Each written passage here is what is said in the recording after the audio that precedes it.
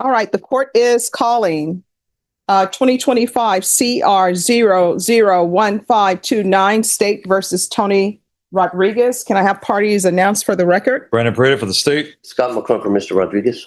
And are you Mr. Rodriguez? Yes, ma'am. All right. Did you review the document entitled Motion to Revoke Community Supervision with your attorney? Did you understand it?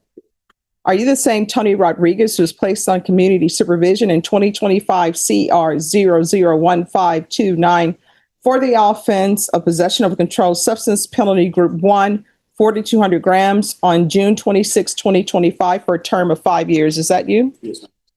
All right, state. Judge will be proceeding on violation condition number 4, specifically that in Bexar County, Texas, the defendant, Tony Rodriguez, did then and there fail to report to the supervision officer as director for the months of October and November 2025 in violation of condition number 4. How do you plead to that? True or not true?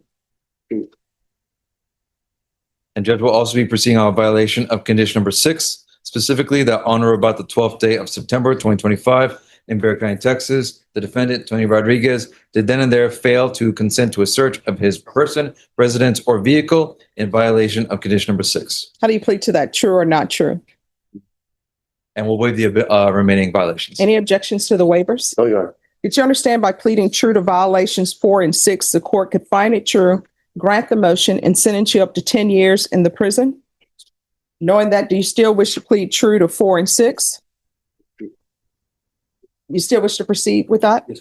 All right, the court will find violations 4 and 6 true. Is there a proposed agreement? Yes, Judge. We're not. Oh, we're not agreeing. We're not upset. Okay. Judge, we do not have agreement. The state has this recommendation. All right, state, what are you requesting? Judge, we're requesting that you revoke the defendant, sentence him to 6 years TDC. All right, in defense, what are you requesting? Judge, we're asking if the court would consider going along with probation's recommendation of SADF to stay in custody until he goes to SADF treatment and ISF to follow.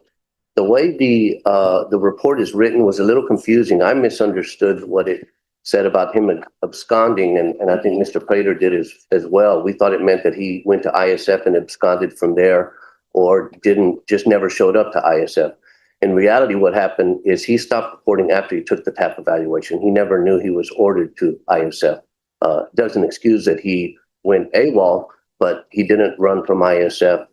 He's never had a long-term inpatient treatment. He said the longest he's had, I think, was a 40-day stay or something like that at Lifetime. He knows he has a problem. He wants to address the problem. He's very motivated for treatment. He's sorry that he's in front of you again, but because he's never had that kind of treatment before, I'm hopeful that you'll consider that. All right, he's been missing for like 8 months. I don't know how long. Since the violations that he pled true was that he failed to report October and November 2025. So why is he not reporting? He started using again, Judge, and I guess he could address that better than I could. All right, does he want to address it? Sure. Can you raise your right hand? Do you solemnly swear or affirm the testimony you give will be the truth and nothing but the truth, so help you God? Yes, ma'am. All right, you can lower your hand, state your name for the record. Tony Rodriguez. All right, anything you wish to say? Just that I understand I stopped reporting. I been at the address I was given. I know that's not enough, but that's where I was picked up at. Could have been picked up anytime at that address, and I don't need any help. No. Why didn't you report? That's what it seems to me what you're telling me is you're pushing, you're not reporting off of somebody else. Like, I've been at the address, but you knew you had to report, right? I had to report. So why did you not report for these many months?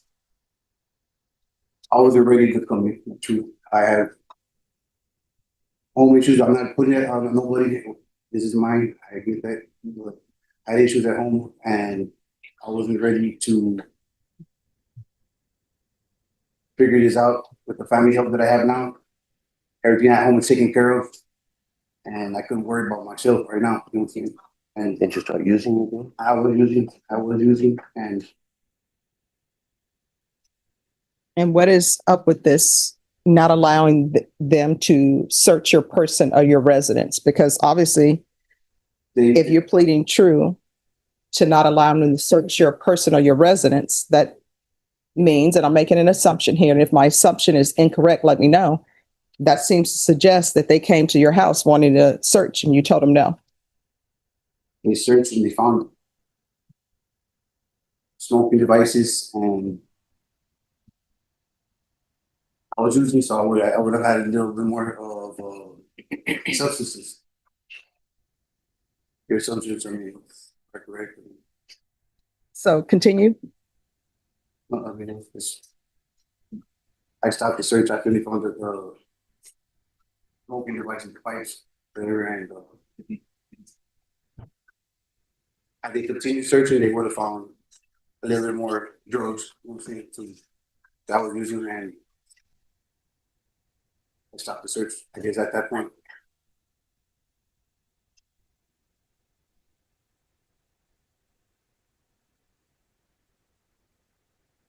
All right. Does anyone have the trial court summary? Have the court summary, Judge. Any objections to the court reviewing that? No, Your Honor.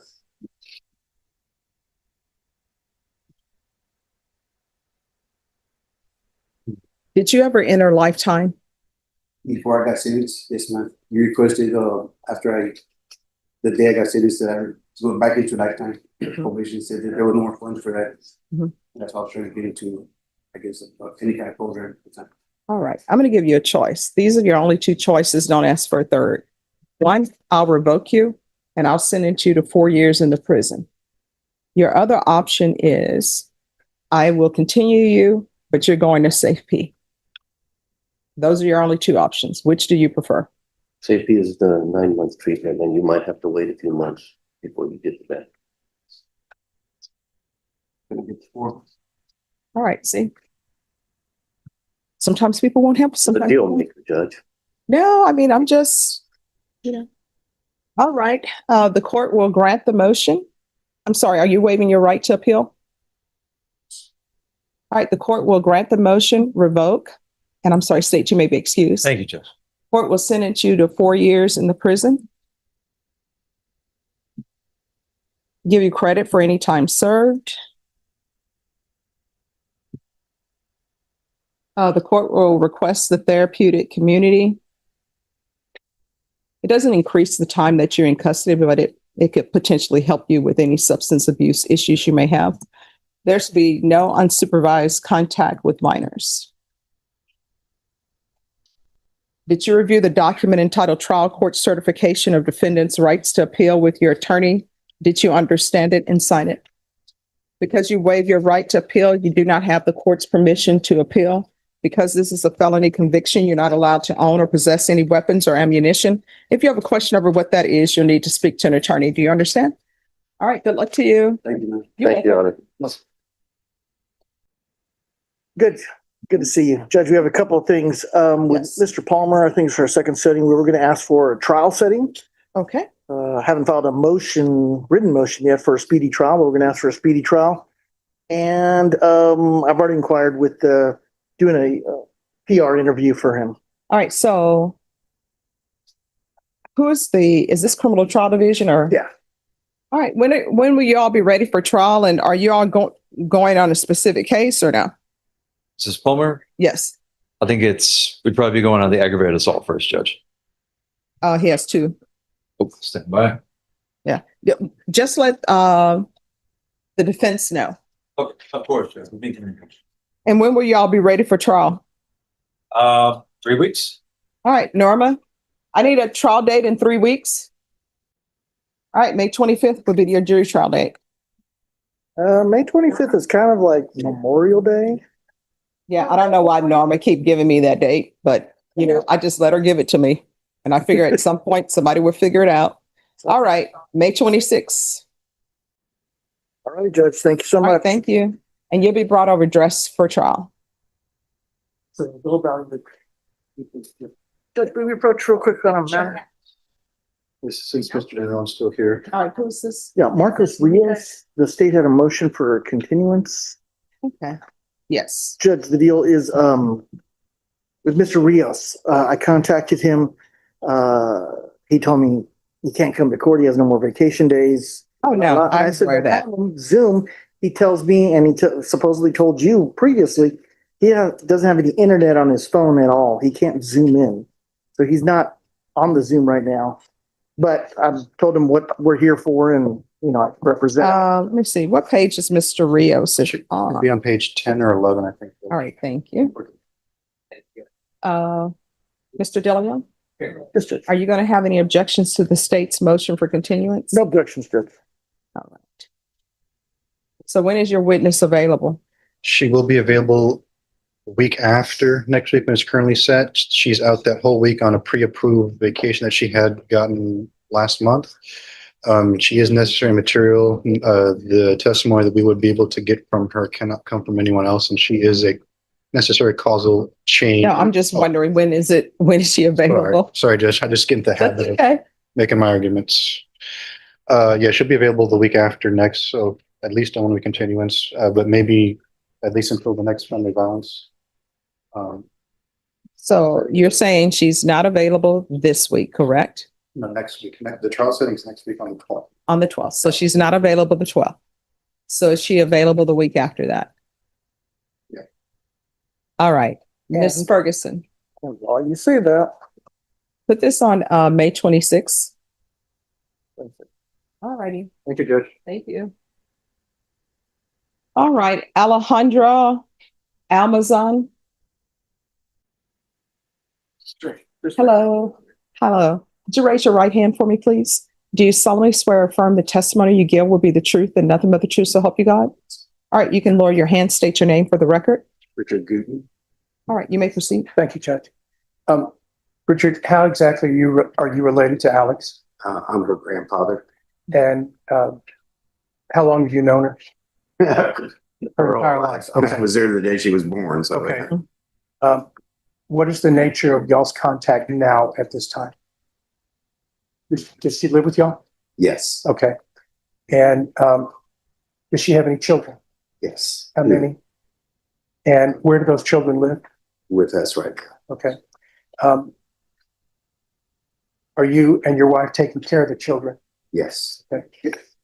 Has this situation with Alex put a strain on y'all's resources and your time resources regarding taking care of these kiddos? yes. Okay. What else is going on right now in your family life that has brought you here today? Well, my wife is going to need surgery again. To repair something that she had done in 2020 and then redone in 2021. So it's, her health is not the best right now. Is it fair to say that she's over 39? Yes. Okay. You have a statement that you Yes. would like to, that you prepared, that you'd like to read to Judge Boyd. Yes. Why don't you go ahead and read? All right, well, before you read that, Yes, ma'am. let me just tell you, because I always like for people to be on track. These are my issues, right? She's on probation for DWI third. She's pled true to another DWI. Yes. Now, a lot of what I do, one, depends on if I continue her, obviously she needs inpatient treatment because outpatient treatment isn't doing it. Then the other thing is what is happening with that new number one. Does anybody know? Well, she played true to it. Yes, I mean, she played true to it, but what is the state's plans for that new number one? Is the plan we are going to continue with that? Is the plan, we're going to dismiss that and see what happens in this case? I mean, you all probably need to discuss that because otherwise she's going to be in limbo. Because even if I were to continue her and continue on probation and say she's going to inpatient treatment, she can't leave to go anywhere. No place will accept her if she has this case pending. So what I would suggest humbly is that you all talk about that new number one to see specifically what's going to happen with that. And then, because that needs to be taken care of. Because even if I were to refer her to felony drug court, they won't accept her if she has this pending case. I humbly take your suggestion. All right. Okay. Thank you. Thank you. Thank you. All right, on, Tucker, It's us. Tucker, a man in his dreams. Oh, yes. All right, let me see what page he is on. Got it. All right, so what is the update on Mr. Tucker? Your Honor, when I spoke with Mr. Tucker this morning and my staff, the only thing that we are waiting on, which is relatively easy, is a letter of interest, and then we're going to schedule him for an assessment. If we get all those things done, like we talked about this morning right now, we can have them done by the end of the month. Okay, then what we'll do is we'll recall you for the end of the month. Sound good? All right, so everything should be in with them, okay? I'm getting done as soon as possible. All right, when you Yeah. say the end of the month, what do you mean though? I probably shouldn't have said end of the month. ask that, Judge, what do you mean by the end of the month? The 28th is the last Thursday, Your Honor. That's the day that we do blue folders. So as long as he has everything in within the next 2.5-ish weeks, we'll count it 3 weeks. 29th, I should have an answer. All right, so what we'll do then is we'll set it for the week of June 8th. And you need to have everything.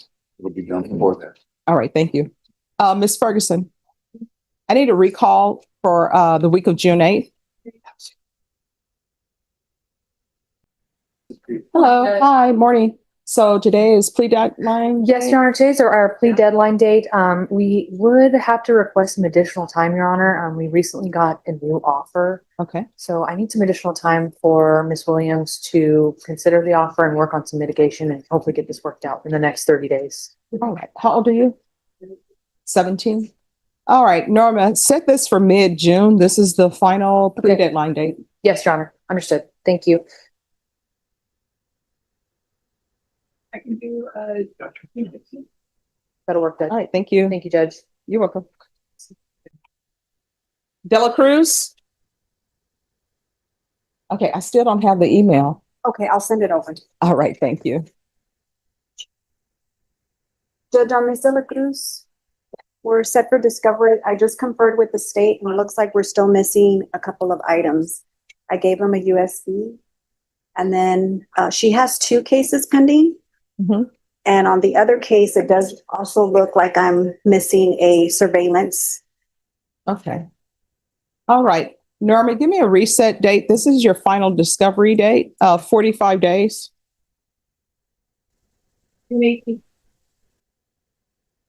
All right, once you sign the reset form, you'll be excused. Okay. Okay, they're not ready. Who's next? Yeah,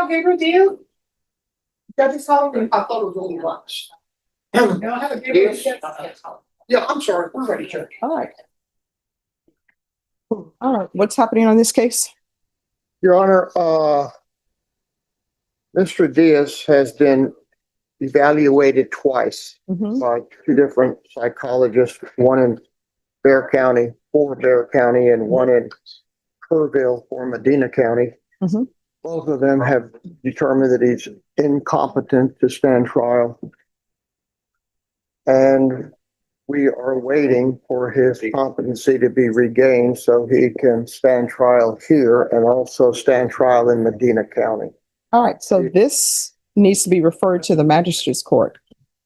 Has it been referred to the magistrate's court? Yes, ma'am, we just came from the magistrate's court. She's the one who, Oh, yeah. okay, because I'm like, he shouldn't be up here then. well, I agree. I don't know No. why they Yeah, I have put no it on idea. the docket, but All right, we are. so when are you set, next setting in, magistrate's court? We are not, Judge. Okay, To my knowledge, the only setting I've had since magistrate court is with you. okay, Judge, if I may, Yeah. I believe that when he's found incompetent, I came from the magistrate's court. When he's found incompetent, he needs to be restored to competency. no, before I he can- understand that. My thing is, usually there's a date, because when somebody's found incompetent, you can't just put somebody in limbo. They have to have hearings. And I believe it's 120 days in some instances, in some days it's 90. So Go down and there check. should be a setting. No, I mean, that's fine. What I'm going to do, Norma, recall this in 120 days. Thank you, Judge. All right, September 1st. Perfect, Judge. All right, and if for some reason competency is not restored by that time, just let us know beforehand. I will. For some reason, Odyssey is down, so I can't see anything. Oh, All no problem. right, thank you. Thank you. All right, Cruz Tovar. All right. Court is calling 2026 CR 003571 State versus Cruz Tovar. Can I have parties announced? Megan Galloway for the state. Roberto Vargas for the defendant, ready to proceed, Your Honor. And are you Mr. Tovar? Counsel, you received all discovery. Did you review it with your client? Yes, Your Honor. Court will find that the state is in compliance with discovery. Mr. Tovar, did you review the true bill of indictment with your attorney? Did you understand it? Yes. Counsel, do you waive the reading of the indictment? Yes, Your Honor. State, are you proceeding on the indictment as presented? Yes, Your Honor. Mr. Tovar, did you review the court admonishments with your attorney? Did you understand it and sign it in all the appropriate places? You're charged with possession of a controlled substance, penalty group 1, less than 1 gram. That's a state jail felony. The range of punishment is anywhere from 180 days up to 2 years in the state jail facility and up to a $10,000 fine. If you have a plea with the state, the court does not have to follow your plea. If for any reason the court does not follow your plea and gives you more than you bargained for, the fact that you entered a plea will not be used against you, and you will be allowed to withdraw your plea. You have a right to jury trial, a right for you or your attorney to cross-examine and confront any witnesses the state would call in, the right to remain silent. By entering this plea, you're giving up those rights. Did you intend to give up those rights and enter into a plea in this case? Counsel, is your client able to provide you with any defenses? Yes, Your Honor. Do you believe he has a rational as well as a factual understanding of the charges against him? Yes, Your Honor. Do you believe he's currently competent and was legally sane at the time of the offense? Yes, Your Honor. Mr. Tovar, has anyone threatened you, coerced you, or placed you in fear to get you to enter this plea? Anyone promised you anything other than the plea? Are you satisfied with the way you've been represented? If you're not a U.S. citizen, by entering this plea, you will be deported, denied naturalization, and re-entry. Did you understand? Court will find that the defendant has knowingly and voluntarily waived his right to jury trial. Did you review the plea bargain page with your attorney? Did you understand it? Yes, ma'am. According to the plea, punishment is to be assessed at 6 months in the Bexar County Jail under 1244 and an $800 fine. Did you understand that to be your plea? Defense? Yes, Your Honor. State? It is, Your Honor. Did you review the waiver of appeal paragraph with your attorney? Did you understand it and sign it in both places? Yes, ma'am. By signing that, you're waiving your right to appeal. The only items that can be appealed are written pretrial motions that have been filed, heard, and ruled upon by the court. Did you understand? Yes. Counsel, any such motions? No, Your Honor. Then to the offense, how do you plead? Guilty, not guilty, or no contest? State, any evidence? State offer states 1 in attachments. No objection, Your Honor. All right, state, you may be excused. Did you review the waiver and consent to stipulations with your attorney? Did you understand it? Did you sign it in all the appropriate places? Yes, ma'am. Again, did you understand you have a right to jury trial, a right for you or your attorney to cross-examine and confront any witnesses the state would call in, the right to remain silent? Did you understand that today the state will be presenting evidence in the form of witnesses' statements and police reports? But most importantly, there'll be no live testimony. Did you understand? Court will find that defendant has knowingly and voluntarily waived and consented to stipulation of testimony and stipulations. Court will accept into evidence states exhibits 1 and attachments and review the same. After reviewing states exhibits 1 and attachments, the court will find there is sufficient evidence to find you guilty, and the court will find you guilty. Are we proceeding with sentencing? Yes, Your Honor. Anything you wish to say on behalf of your client? Yes, Your Honor. We respectfully ask that the court will accept the agreement that we have with the state. All right, this home where you were, is that your mother's home? Okay. All right, this is what the court is going to do.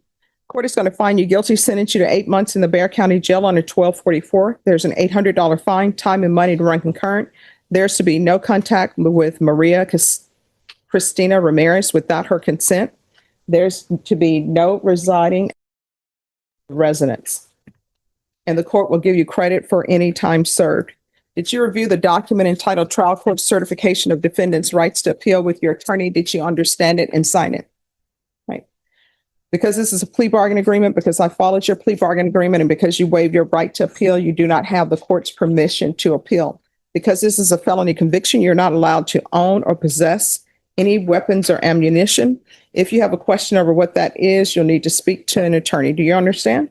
All right, good luck to you. You're going to have to make better decisions, understand? Yes, ma'am. And when you are released from custody, make sure you get that checked out, because sometimes there's damages behind that, all right? Say something? Sure. That's it. Mhm.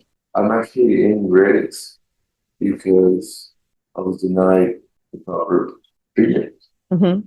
I went to the hospital, they did X-rays, they did MRIs, CAT scans, And whatever they found, in those results of those x-rays and scans, one of giving me liquid morphine and Geradol. Mhm. So, as he said, they didn't tell me what was wrong, but I know that something had to be wrong for them to give me what they gave me. Okay. But that being said, the hospital told me to let this unit know when I started feeling the same symptoms that got me to the hospital in the first place. Yesterday, I tried to do that and I'm in reds. I just wanted to let that be known that I'm not getting the proper care that I need. And that's only because they don't want to. And it's not because I'm being disrespectful. You can look up I've never been written up for any disciplinary hearing, nothing like that. Respect for all these guards. Mhm. And I'm in reds because I need help. Okay. So this is what I'm going to tell you. The time that you've been sentenced, if you're in general population, usually the sheriff's office will give you 2 for 1. So every day you serve, you'll get credit for 2. Normally when you're in red, it's day for day time. But what I can tell you, I'm not over how much time they give you outside of the day for day time. Okay. But when you're released, you'll need to check that out. And of course, you can file whatever thing you want to file. If you want a civil attorney, you can take care of that on that end. Okay. All right. Good luck to you. Thank you. May I be excused, Your Honor? Yes. Thank you. Yeah, we did. Thank you. You too. Raimundo Gonzalez. All right. Court is calling 2026 CR 002654 State versus Raimundo Gonzalez Jr. Can I have parties announced? Brandon Prater for the state. Renee Munoz on behalf of Mr. Gonzalez. And are you Mr. Gonzalez? Yes, ma'am. All right. Counsel, you received all discovery. Did you review it with your client? That is correct, Judge. Court will find that the state is in compliance with discovery. Mr. Gonzalez, did you review the true bill of indictment with your attorney? Did you understand it? Your Honor. Counsel, do you waive the reading? Yes, Your Honor. State proceeding as presented. Yes, Judge, we are. Mr. Gonzalez, did you review the court admonishments with your attorney? Did you understand it and sign it in all the appropriate places? Yes, ma'am. All right, you're charged with possession of a controlled substance, penalty group 1, less than 1 gram. That's a state jail felony. Range of punishment is anywhere from 180 days up to 2 years in the state jail facility and up to $10,000 fine. If you have a plea with the state, the court does not have to follow your plea.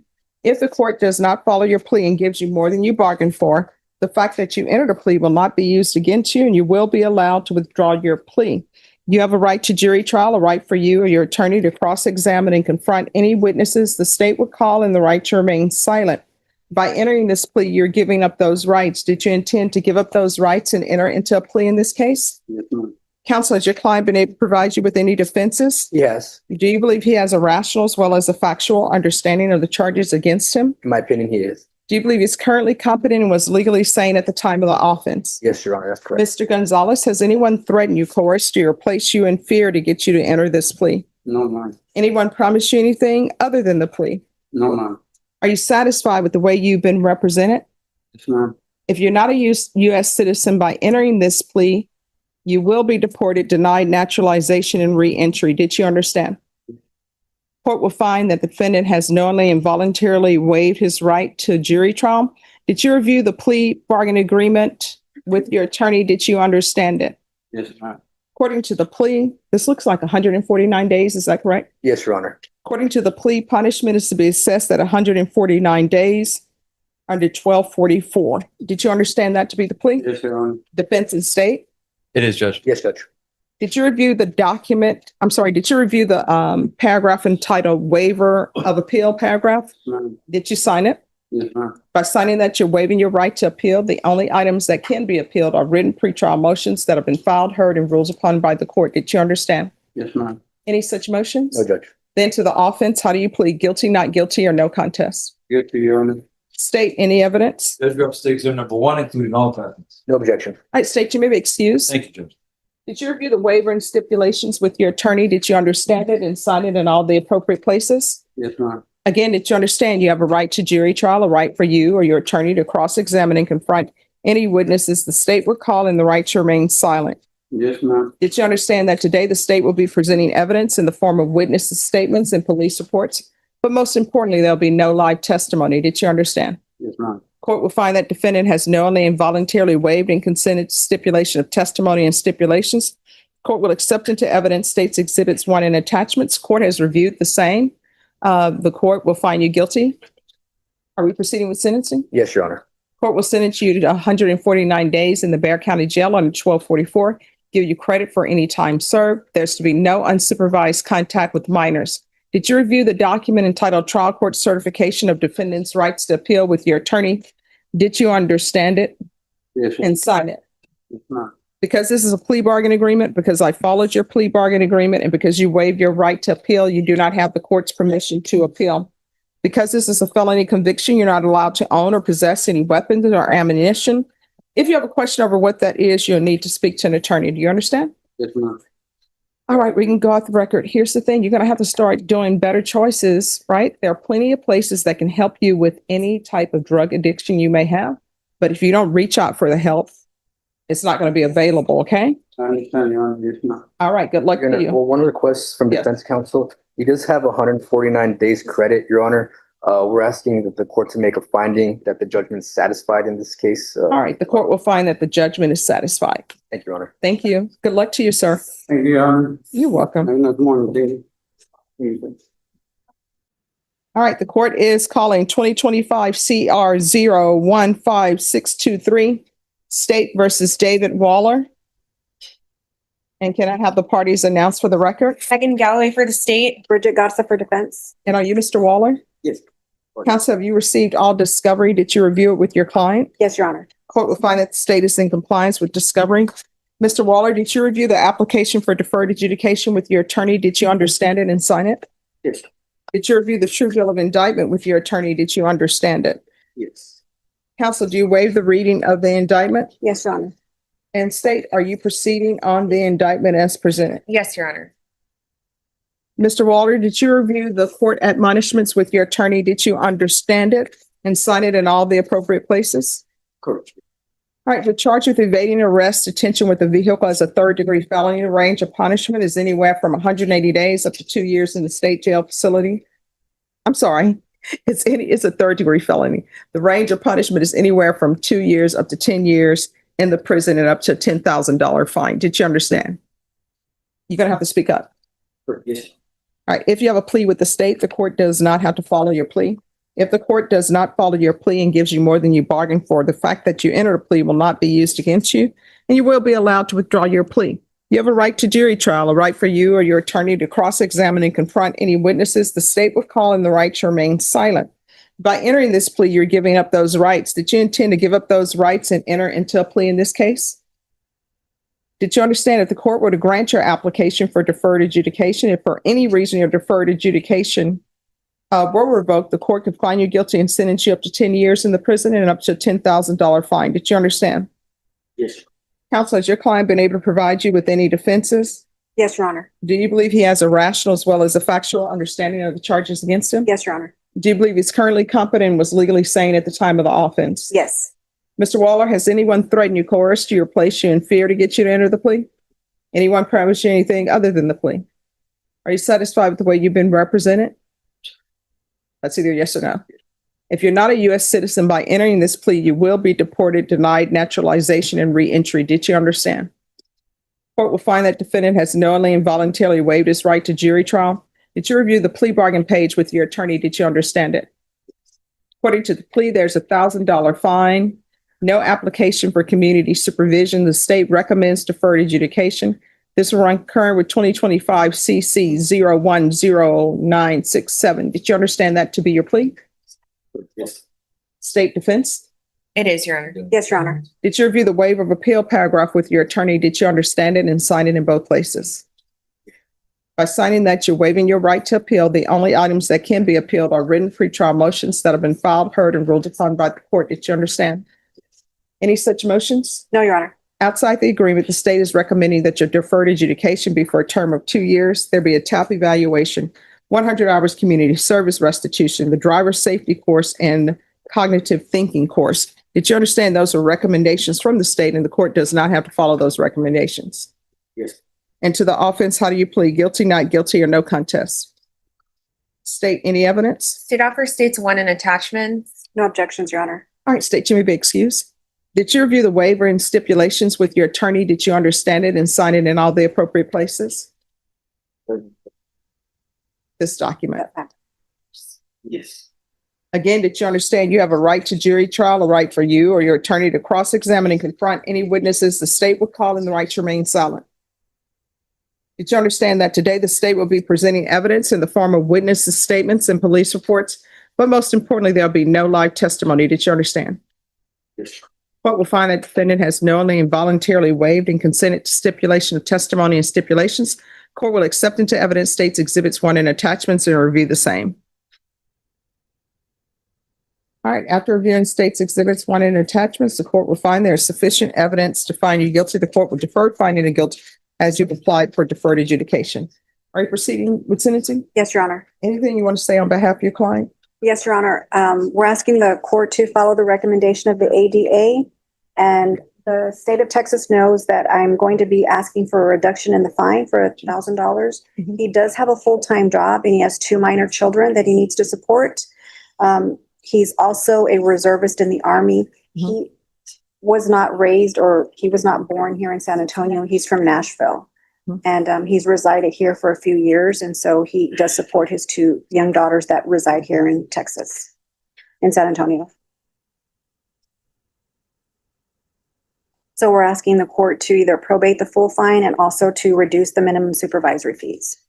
All right, so why did this all occur? What's going on in your life at this time?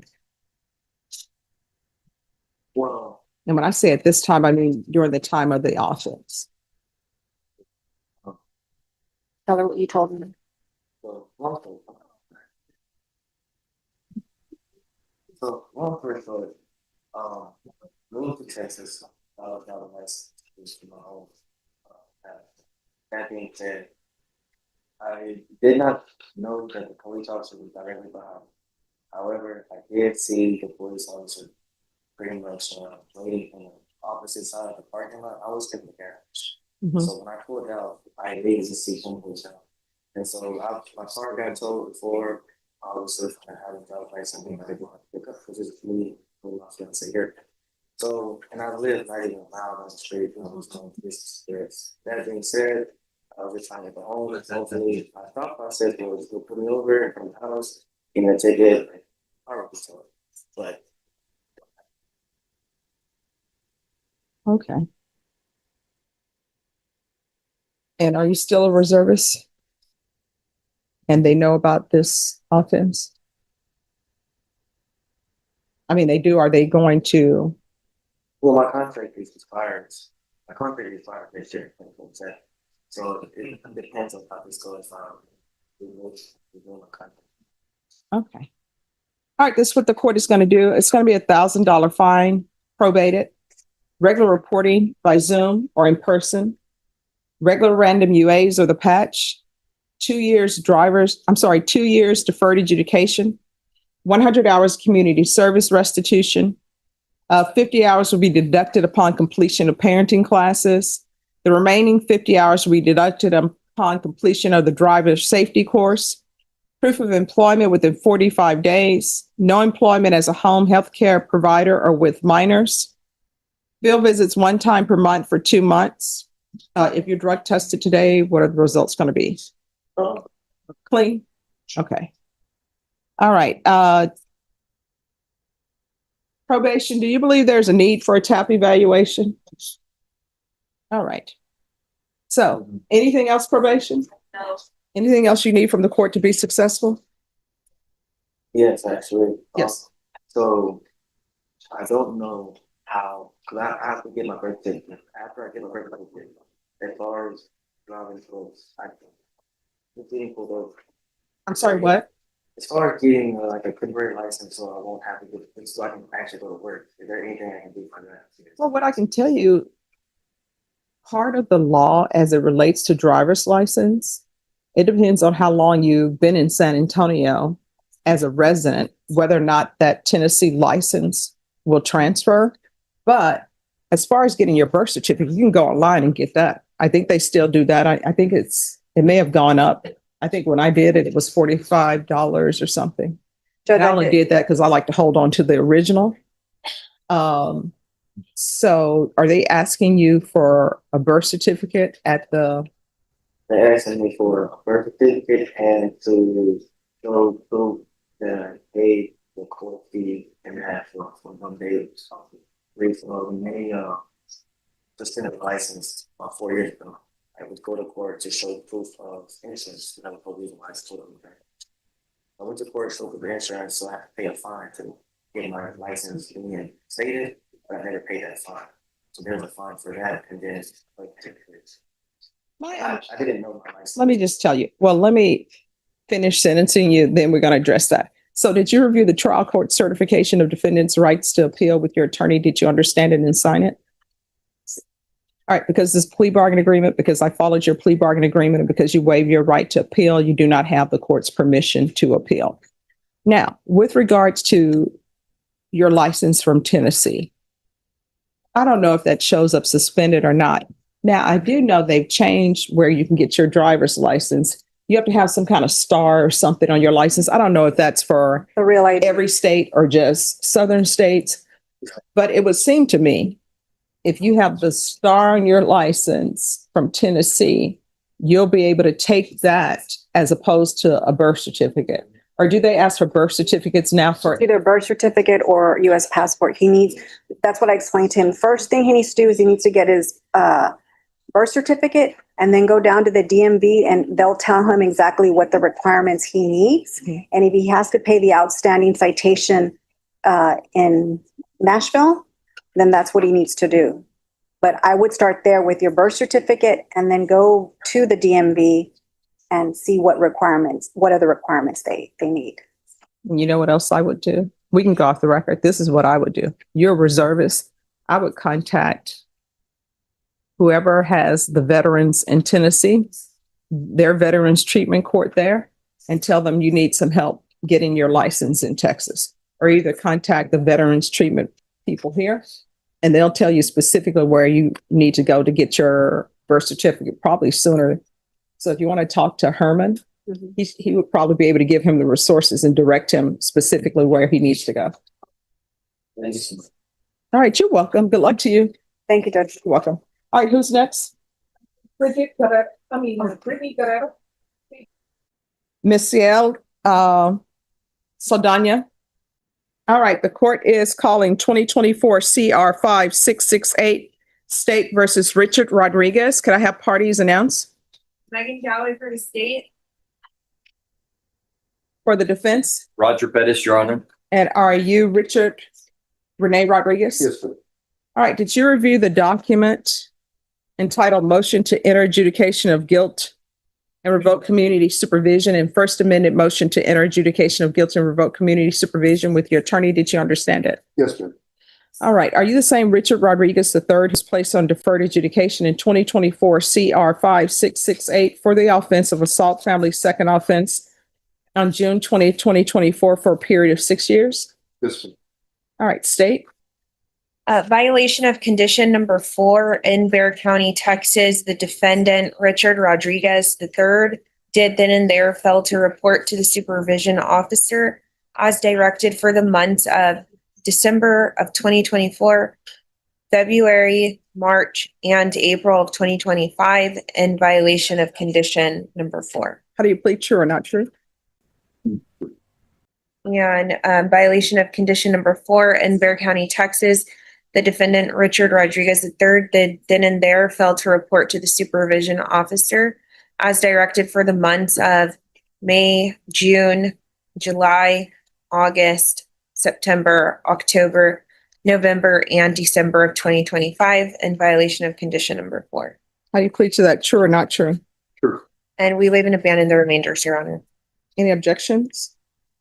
No objections. All right. Did you understand by pleading true to 4 and 4, the court could find it true, grant the motion, find you guilty, Yes.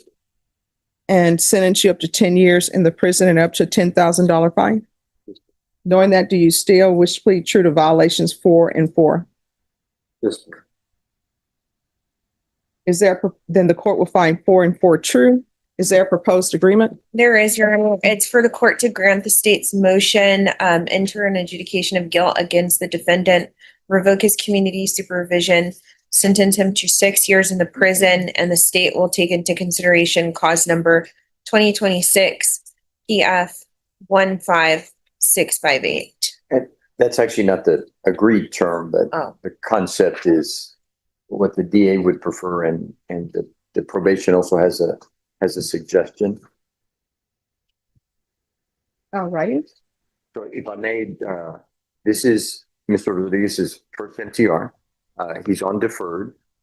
He hadn't had any contact with the victim at all since the date of this particular offense.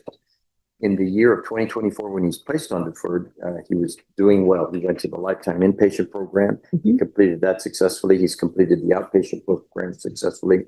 In 2025, he then ran into some financial difficulties. He's been living stable since 2026 at this Christian ministry home. In 2025, he was a little bit sporadic and short of money, so that's why he didn't get into the BIT program and failed to report. But he was working at Denny's in 2025. And then in 2026, he's also obtained employment late 25 and 26 in Long John Silver's. He is the father of 3 kids. He is involved in their life. The reason for this was he had a vape pen in him when he was caught jaywalking, and that's why he's here today. He hadn't had any alcohol since the date of this offense, which was partially the reason for us beginning this process in the criminal justice system.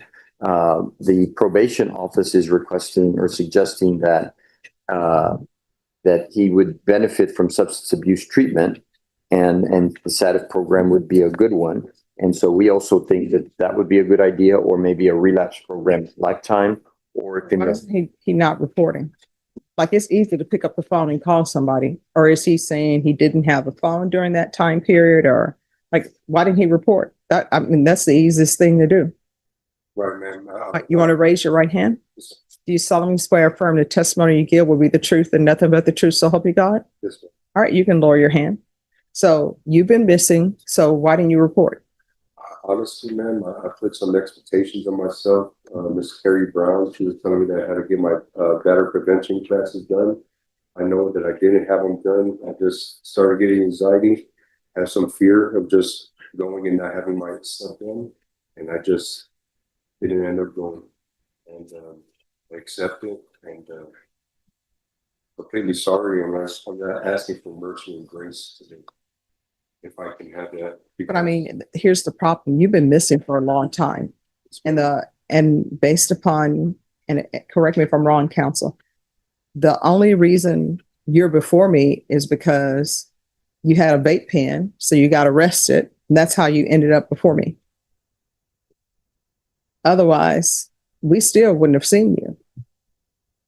Well, I was going to turn myself in eventually. I was talking to a lawyer with my pastor, and I was going to eventually turn myself in. Unfortunately, this is how it happened. I don't know if it was divine intervention or what, but it definitely did humble me. Being in Bexar County is very, very tough. And I'm missing my children. My 12-year-old son wants to commit suicide, and it's because I have lived a life of being a drug addict. I did methamphetamine for 13 years. I've been clean for 2.5 years since the last offense. I've been clean from alcohol, and then I had a small hiccup of a debt, and just trying to incorporate life with the ministry and with my family. It is very, very hard, man. It's very, very hard, especially growing up in a household where drugs were, I was used to it, you know, and it was just regular. First time I did cocaine was I was 9 years old, you know, so I do definitely need help, and Lifetime did definitely help me out, and I did. That isn't one thing about Lifetime and being there. It's like accepting responsibility and making amends. And part of accepting responsibility is reporting. Right now, I know that the law has no mercy, but I'm asking you in the name of Jesus, because. All right, so here's the thing. Don't put Jesus on me. Here's the thing about that, and this is what I'm going to tell you. The law, there's supposed to be a separation of church and state, right? So you're saying, hey, on Jesus, I need you to do A, B, and C. I'm not allowed to do that. Yes, ma'am. Okay. Yes, ma'am. Even though I'm a Baptist, guess what? When I'm on the bench, I'm not supposed to be a Baptist. On the bench, I'm just looking at the law and trying to make decisions that will protect the community if I continue somebody and rehabilitate. That's it. I'm pleading with you for this pleading. Any questions? Can I see the court? We would just ask if in the alternative, it could be a term that is a lot less than what is available to the court. Okay. Mr. Rodriguez, so when you were placed on probation, you had provided, or I guess, were you working at Denny's before you were placed on probation or? I still had to look for a job. Okay. And so the Denny's that okay. And so this 1125 South Santa Zamora address, is that where you were living before you were placed on probation or after? After I was placed on probation. Okay. And so you were placed on probation and then that was in 2024 and you reported from, I guess, June of 2024 until December of 2024. Does that sound about right to you? Yes. Okay. And regarding lifetime recovery, did you do inpatient or outpatient? I did both.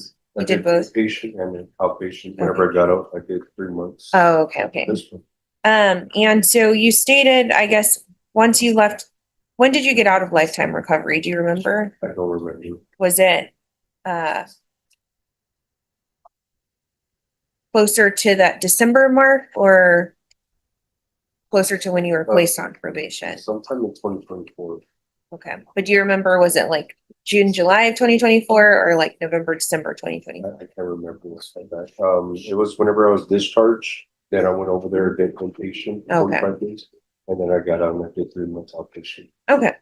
And then after that, then that's where you have the issues reporting. Is that correct? No, ma'am. I was actually reporting after I got out. After you got out, for how long? I'm not too sure. Okay. And then I guess as part of the terms of your probation, you were supposed to be having UAs. Is that correct? Yes, ma'am. Okay. And so you did report for 2 UAs. Do you remember that? Yes, ma'am. Okay. And that would have been after you got out of lifetime recovery, right? Yes, and then you non-report in December. And so you stated to the court that you had been sober for how long? From what? From alcohol? From my last mishap. Okay, so when you were placed on probation, are you saying that that's the last time that you had consumed alcohol? No, ma'am. Whenever I got arrested, for the charge, that was the last time. Okay. Yeah, because prior to that, I was sober for 4 months. Okay. Before any mishaps, and then I drank, and that's what happened. Okay. Yeah. But then, so you're saying that you were just sober from alcohol, not from THC or marijuana. Is that correct?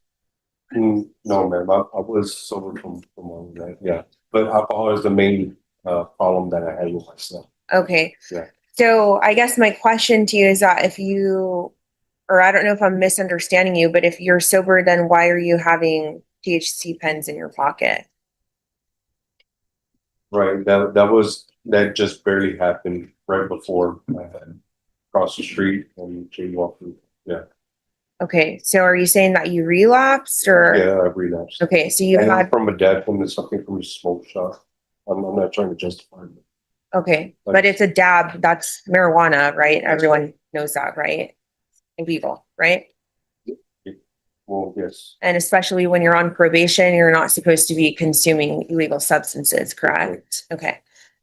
We pass the witness, Your Honor. Any further We questions? just asked that if you could consider, within the range on the lower end, if you decide to move in that direction. All right. I just don't think you're appropriate to be continued. I mean, you've been missing for a very long time.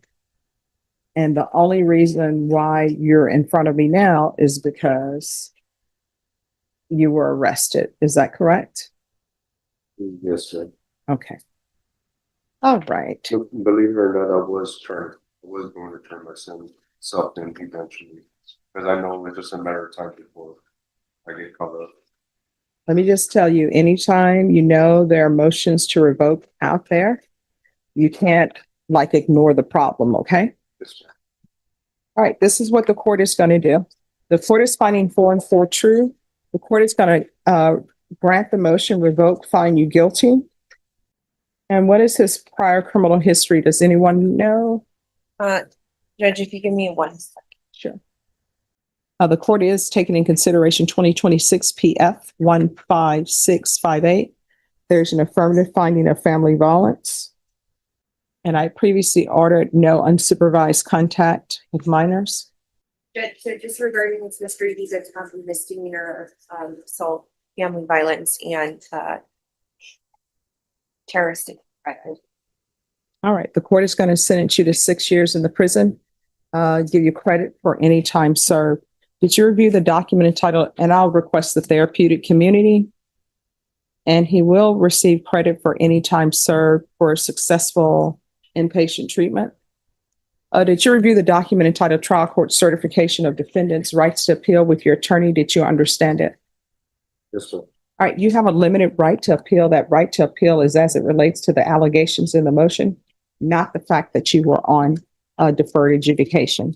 Because this is a felony conviction, because there's an affirmative finding of family violence, you're not allowed to own or possess any weapons or ammunition.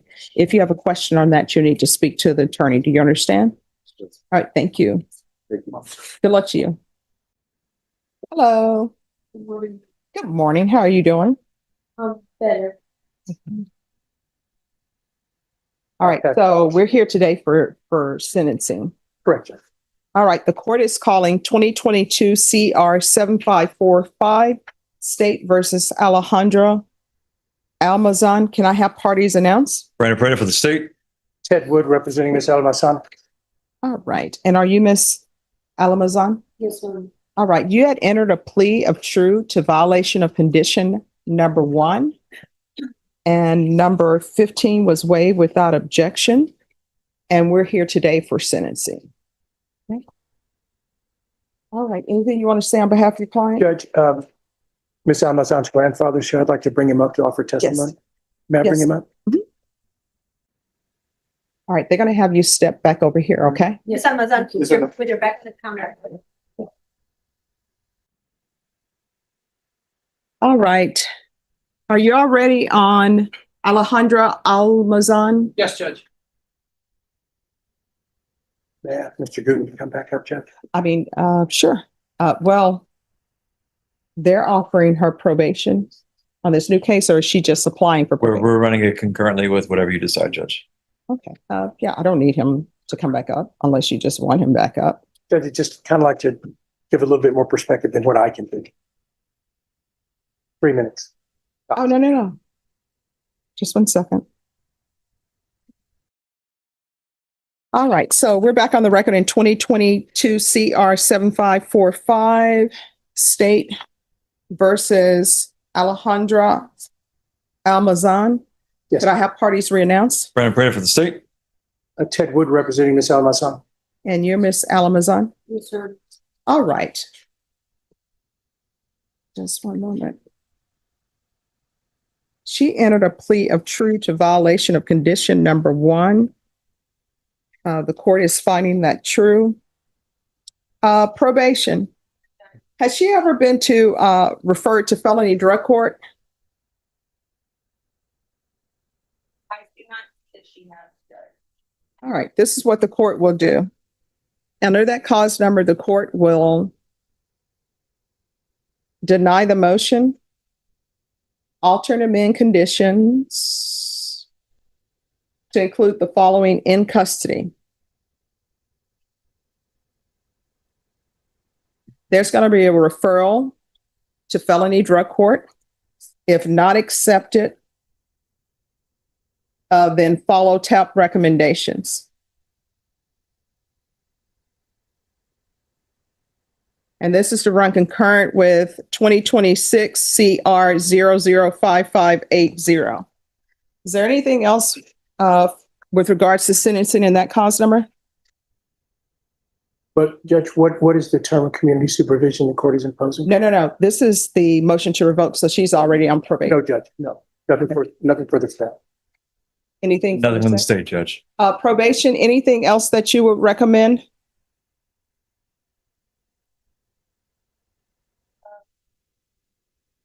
All right, next we're proceeding on 2026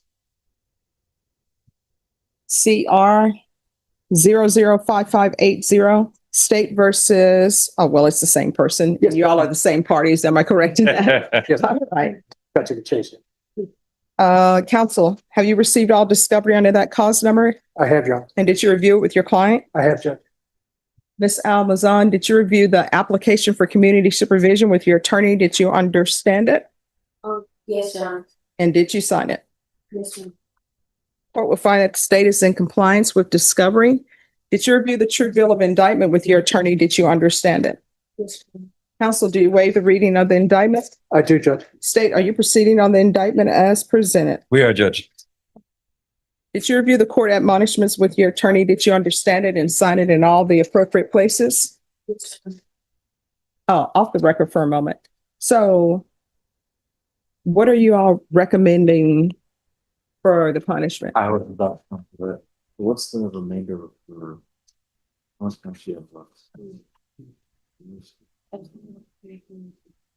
So, I mean, it's whatever you all want to agree for underlying a punishment. So if y'all can come to an agreement to that, 3 years. but I can tell you, if you're doing 2 years, felony drug court is longer than 2 years. Nice.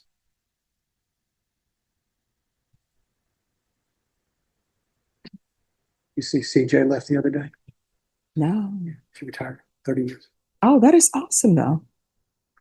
All right. So did you review the court admonishments with your attorney? Did you understand it and sign it in all the appropriate places?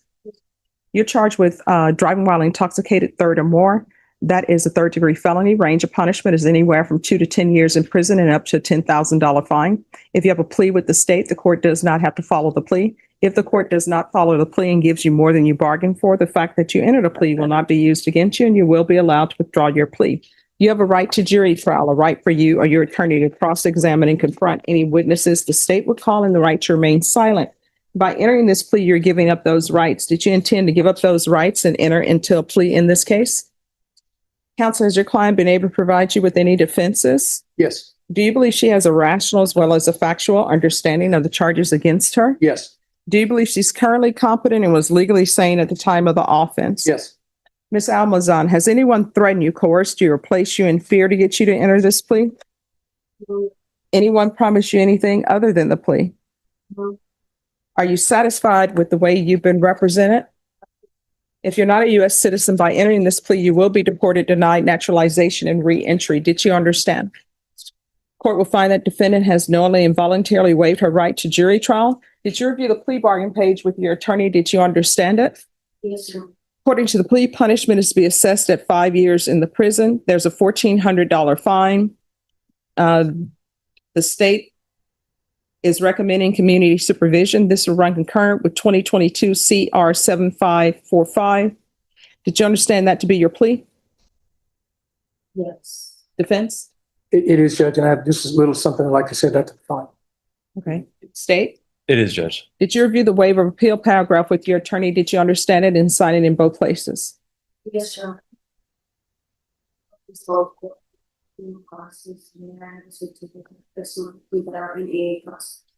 right. Thank you for letting me know. Would you like to see any of the certificates? Let me see that after I get to that part. Okay, no problem. So did you review the waiver of appeal paragraph with your attorney? Did you understand it and sign it in both places? By signing that, you're waiving your right to appeal. The only items that can be appealed are written pretrial motions that have been filed, heard, and ruled upon by the court. Did you understand? Yes. Any such motions? No, Your Honor. Outside the agreement, the state is requesting that your community supervision be for a term of 3 years. There be 100 hours community service restitution, DWI intervention, VIP, ignition interlock for the full term, Texas license suspension for 1 year and 10 days in the Bexar County Jail. Did you understand? Those are recommendations from the state, and the court does not have to follow those recommendations. Did you understand? All right, then to the offenses charged, how do you plead? Guilty, not guilty, or no contest? State any evidence. Judge, we offer to exhibit number 1, including all attachments. No objections, Judge. Did you review the waiver and stipulations with your attorney? Did you understand it and sign it in all the appropriate places? Again, did you understand you have a right to jury trial, a right for you or your attorney to cross-examine and confront any witnesses the state would call, and the right to remain silent? Did you understand that today the state will be presenting evidence in the form of witnesses' statements and police reports, but most importantly, there'll be no live testimony? Did you understand? Court will find that defendant has knowingly and voluntarily waived and consented to stipulation of testimony and stipulations. Court will accept into evidence states exhibits 1 and attachments and review the same. The state, you may be excused. Thank you, Judge. All right, after reviewing states exhibits 1 and attachments, the court will find there is sufficient evidence to find you guilty, and the court will find you guilty. Are you proceeding with sentencing? Yes, Judge. All right. Anything you wish to say on behalf of your client? Judge, Ms. Almazan pulled a boner. That's not legal talk, that's real talk. Mhm. We're very grateful for the opportunity to have the recommendation to felony drug court. I'm somewhat chagrined that her previous attorney did not recommend it, considering to be here, you have to have 2 DWIs. Mhm. That's kind of a high sign, but better late than never. Mhm. So we're enthusiastic about recommendation to felony drug court. Ms. Almazan is scared. She can't do it. But when we start, we're all scared that we can't do it. Okay. All right, you do understand you could have been killed that day, or you could have killed someone else. You understand? Really issue.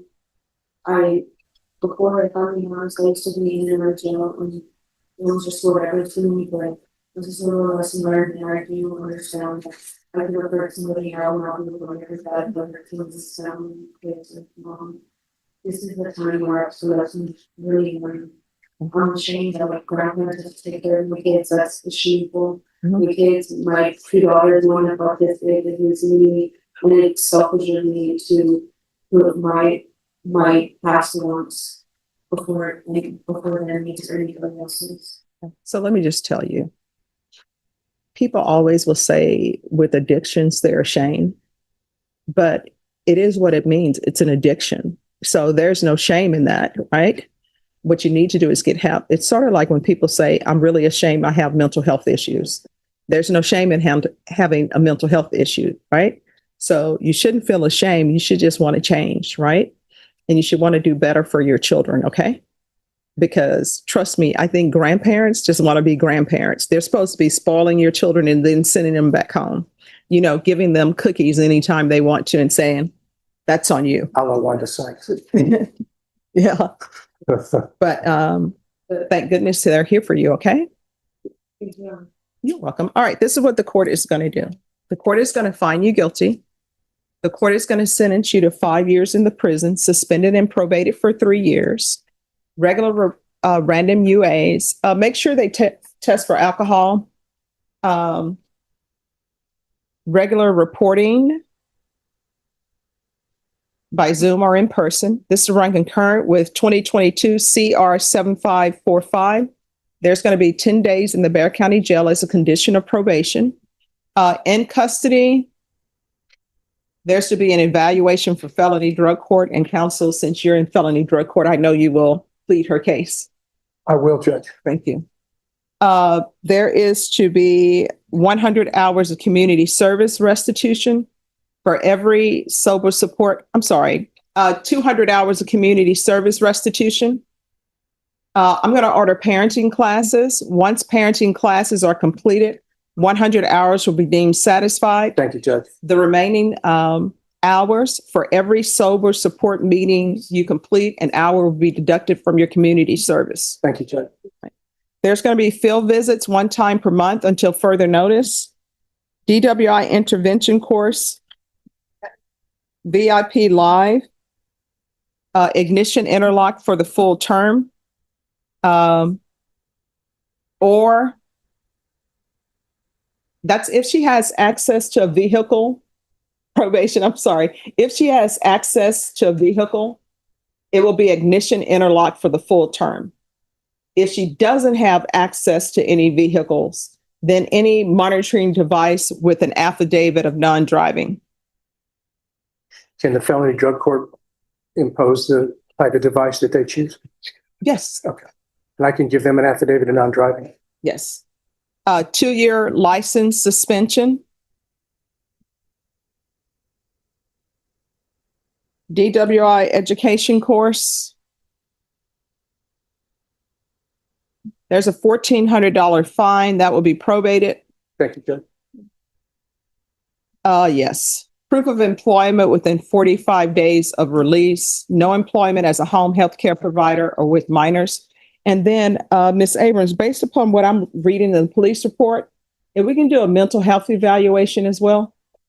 Don't they do that in jail under 1622? Well, no, not. They just ask specific questions, but this is to see whether or not she would be appropriate for dual diagnosis Or or mental health. ACOG or something like that? Yes. Okay. And I'm just basing that upon the police report I reviewed, okay? Can she do that in the 10 days? Oh, what will end up happening if she is accepted into felony drug court, then felony drug court will take over and they will assign whatever conditions they deem is appropriate. But counsel, please let them know that what I've read in the police report, based upon medications that she said she was taking, they need to do a mental health evaluation. Understood. All right. Is there anything else that you need from the court? Well, thank you for the time, for the last few days, for more, clear on my side. If I am accepted to the felony drug court, I am hoping to be rehab. I do want to, I was gonna say, how long will I be on the felony drug court? The felony drug court is approximately, it's usually like 2 years total. Okay, I appreciate it. Thank you. You're welcome. All right. Did you review the document entitled Trial Court Certification of Defendant's Rights to Appeal with your attorney? Did you understand it and sign it? All right, because this is a plea bargain agreement, because I followed your plea bargain agreement, and because you waive your right to appeal, you do not have the court's permission to appeal. Because this is a felony conviction, you're not allowed to own or possess any weapons or ammunition. If you have a question over what that is, you'll need to speak to an attorney. Do you understand? Sure. All right. So here's the thing. I have yet, and I think your attorney will tell you, when I was a defense attorney, I never had a client who told me my intention was to drink until intoxication, drive, and kill somebody. That never happens. But guess what? He and I both have had clients who've been charged with intoxication manslaughter, intoxication assault, because when they say you lose your mental faculties and your physical faculties, you're not thinking, hey, I could kill somebody. You're thinking, I got this, right? And you don't want that to happen, because you could kill anybody, including yourself, and then your children wouldn't have their mom. Okay. All right. Good luck to you. You're welcome. Make sure you stay in contact with your caseworkers and everything, and stay in contact with probation. Okay. Yes, sir. Thank you for the job. Thank you. This will be the last one that you will see in your free technically. The attorney will tell you, though, it's just one day at a time, 1 minute at a time, 1 hour at a time, because you're going to have temptations. And anybody, if you're out at a restaurant, because I know you're going to be in recovery, if you're out at a restaurant and you're with friends and you tell them, hey, I'm clean and sober, I can't have alcohol, and they still try to tell you it's just one drink, those are not your friends. Okay. Okay. All right. Good luck to you. You're welcome. Thank you, Judge. May I be excused, Judge? Yes. Thank you. You're welcome. And thank you all for coming down. Thank you, Judge. Thank you. All right. I'm not going to grant the motion to withdraw. I mean, this is scheduled for upcoming trial. Morning, Judge. Morning. All right. So you all are scheduled for trial, and let me see what date. Yeah, you all are scheduled for trial on May 12th. Yes, Judge, we're requesting a reconsider on the motion to withdraw now that the trial is no longer immediate as it was at the last setting. And just reminder to the court that We were retained, but our fees have not been paid by Mr. El Gadrab. We're not appointed counsel in this case. We believe it's in Mr. El Gadrab's best interest at this point, due to the severed relationship between the attorney and client, due to his uncooperation and failure to maintain communication with us, preparation for trial. And again, we are not being paid for these services. We're asking for the court to grant the motion so that he may be appointed counsel prior to his upcoming trial. I'm not going to grant the motion. And what I can tell you is the defendant provided documentation on November 12th that he was in the hospital. And then he was booked at the Hardin County Jail. So this is being set, and this has already been previously set for May 12th. So that's when the jury trial is. If for Well, some Judge- reason, yes. I'm sorry. You said he provided information in November that he was in the hospital. Did he provide that directly to the court? No, he provided it through you, and it was shown to me on the cell phone. That's what I have in the Odyssey. That on January 12th, your client informed you that he was in the hospital. So I'm denying I'm not reconsidering the motion to withdraw. So he's scheduled for jury trial on May 12th. If for some reason he doesn't show up on May 12th, then at that time, I will strongly reconsider allowing your firm to withdraw. Yes, Judge. All right, thank you. Are you all ready to proceed on the motion to revoke? Well, actually, no, Your Honor, there are 3 unindicted cases. Mm-hmm. They're still waiting on lab results, and the DA would like the lab results before proceeding on the MPR. So how long do y'all think before the lab results? The March 26th date. It's Theron Walker. It's possession of a controlled substance. Oh, Then number 1 is unauthorized use, and then evading arrest detention. Judge, I believe usually they're going, drug results come back in usually about 3 or 4 months. So I think it's March. All right, who's next? Do you have the court summary? No, I don't. Oh. Are you ready? Yes, sir. All right, so let me bring this one up, and that is Walker. So do you still need time? No, Your Honor. All right, so if you don't need time, I need a trial court certification of defendants. We have it.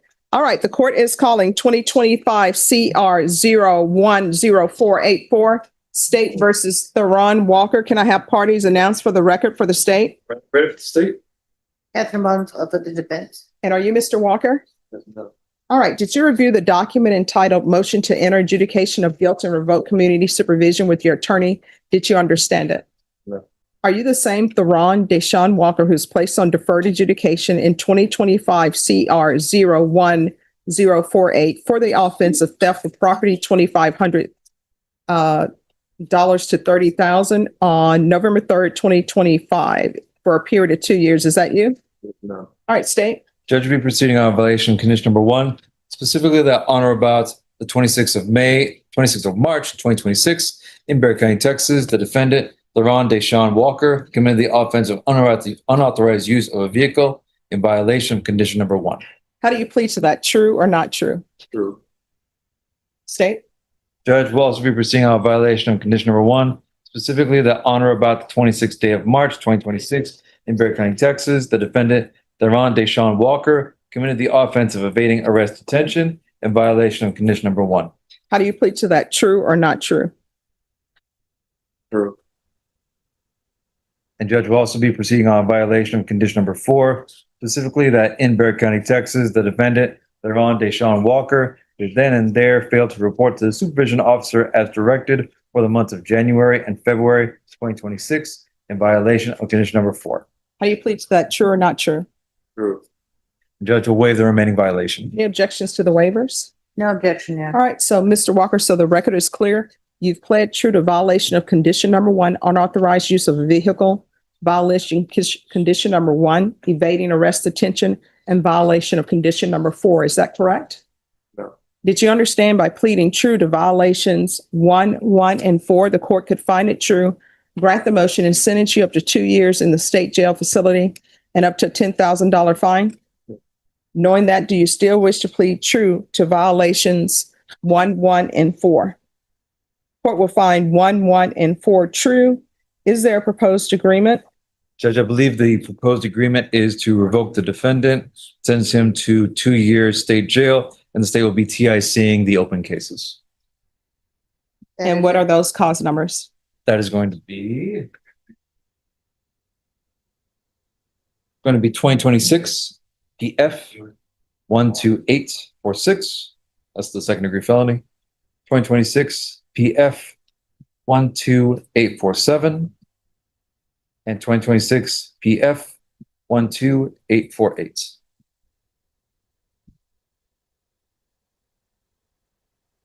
All right, counsel, is that the proposed agreement? Yes, Your Honor. Mr. Walker, are you asking the court to follow that agreement? Are you waiving your right to appeal? Are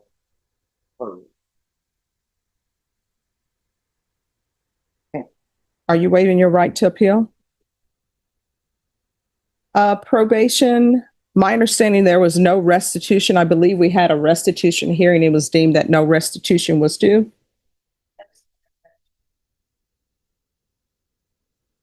All right, the court is going to, yes. May I just explain something to the court?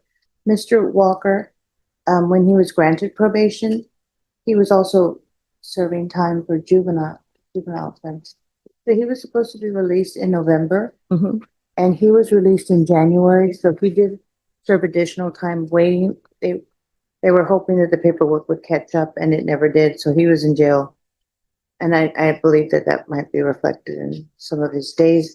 But I want to let you know why there was a period of time that he did not participate with probation. All right. The court is going to revoke, find you guilty, take in consideration 2026 PF 12845, 2026 PF 846. Oh, sorry, 846. Correction for the record, it's 2026 PF 12846, 2026 PF 12847, 2026 PF 12848. All right, and there'll be 2 years in the state jail facility. The court will give you credit for any time served. Did you review the document entitled Trial Court Certification of Defendant's Rights to Appeal with your attorney? Did you understand it and sign it? All right, you have a limited right. I'm sorry, because you waive your right to appeal, you do not have the court's permission to appeal. And because this is a felony conviction, you're not allowed to own or possess any weapons or ammunition. If you have a question over what that is, you'll need to speak to an attorney. Do you understand? All right, you're going to have to start making better decisions. Otherwise, you're going to find yourself in and out of prison. You've had a rocky start because now you have a felony conviction, but there's still a chance to change things around, okay? And no more face tattoos, because when people see that, they may not want to hire you, okay? All right, good luck to you, all right? Thank you, Your Honor. All right, court is calling 2026 CR 005390 State versus Charlotte Smith. Can I have parties announced? Random operator for the state. John Young for the defense. And are you Miss Smith? Yes, ma'am, I am. Counsel, you received all discovery. Did you review it with your client? I have, Your Honor. Court will find that the state is in compliance with discovery. Ms. Smith, did you review the application for community supervision with your attorney? Did you understand it and sign it? Yes, ma'am. Did you review the true bill of indictment with your attorney? Did you understand it? Yes, ma'am. Counsel, do you waive the reading? I do, Your Honor. State, are you proceeding on the indictment as presented? Judge waiving the punishment enhancement, but otherwise proceeding is charged. Any objections to the waivers? No, Your Honor.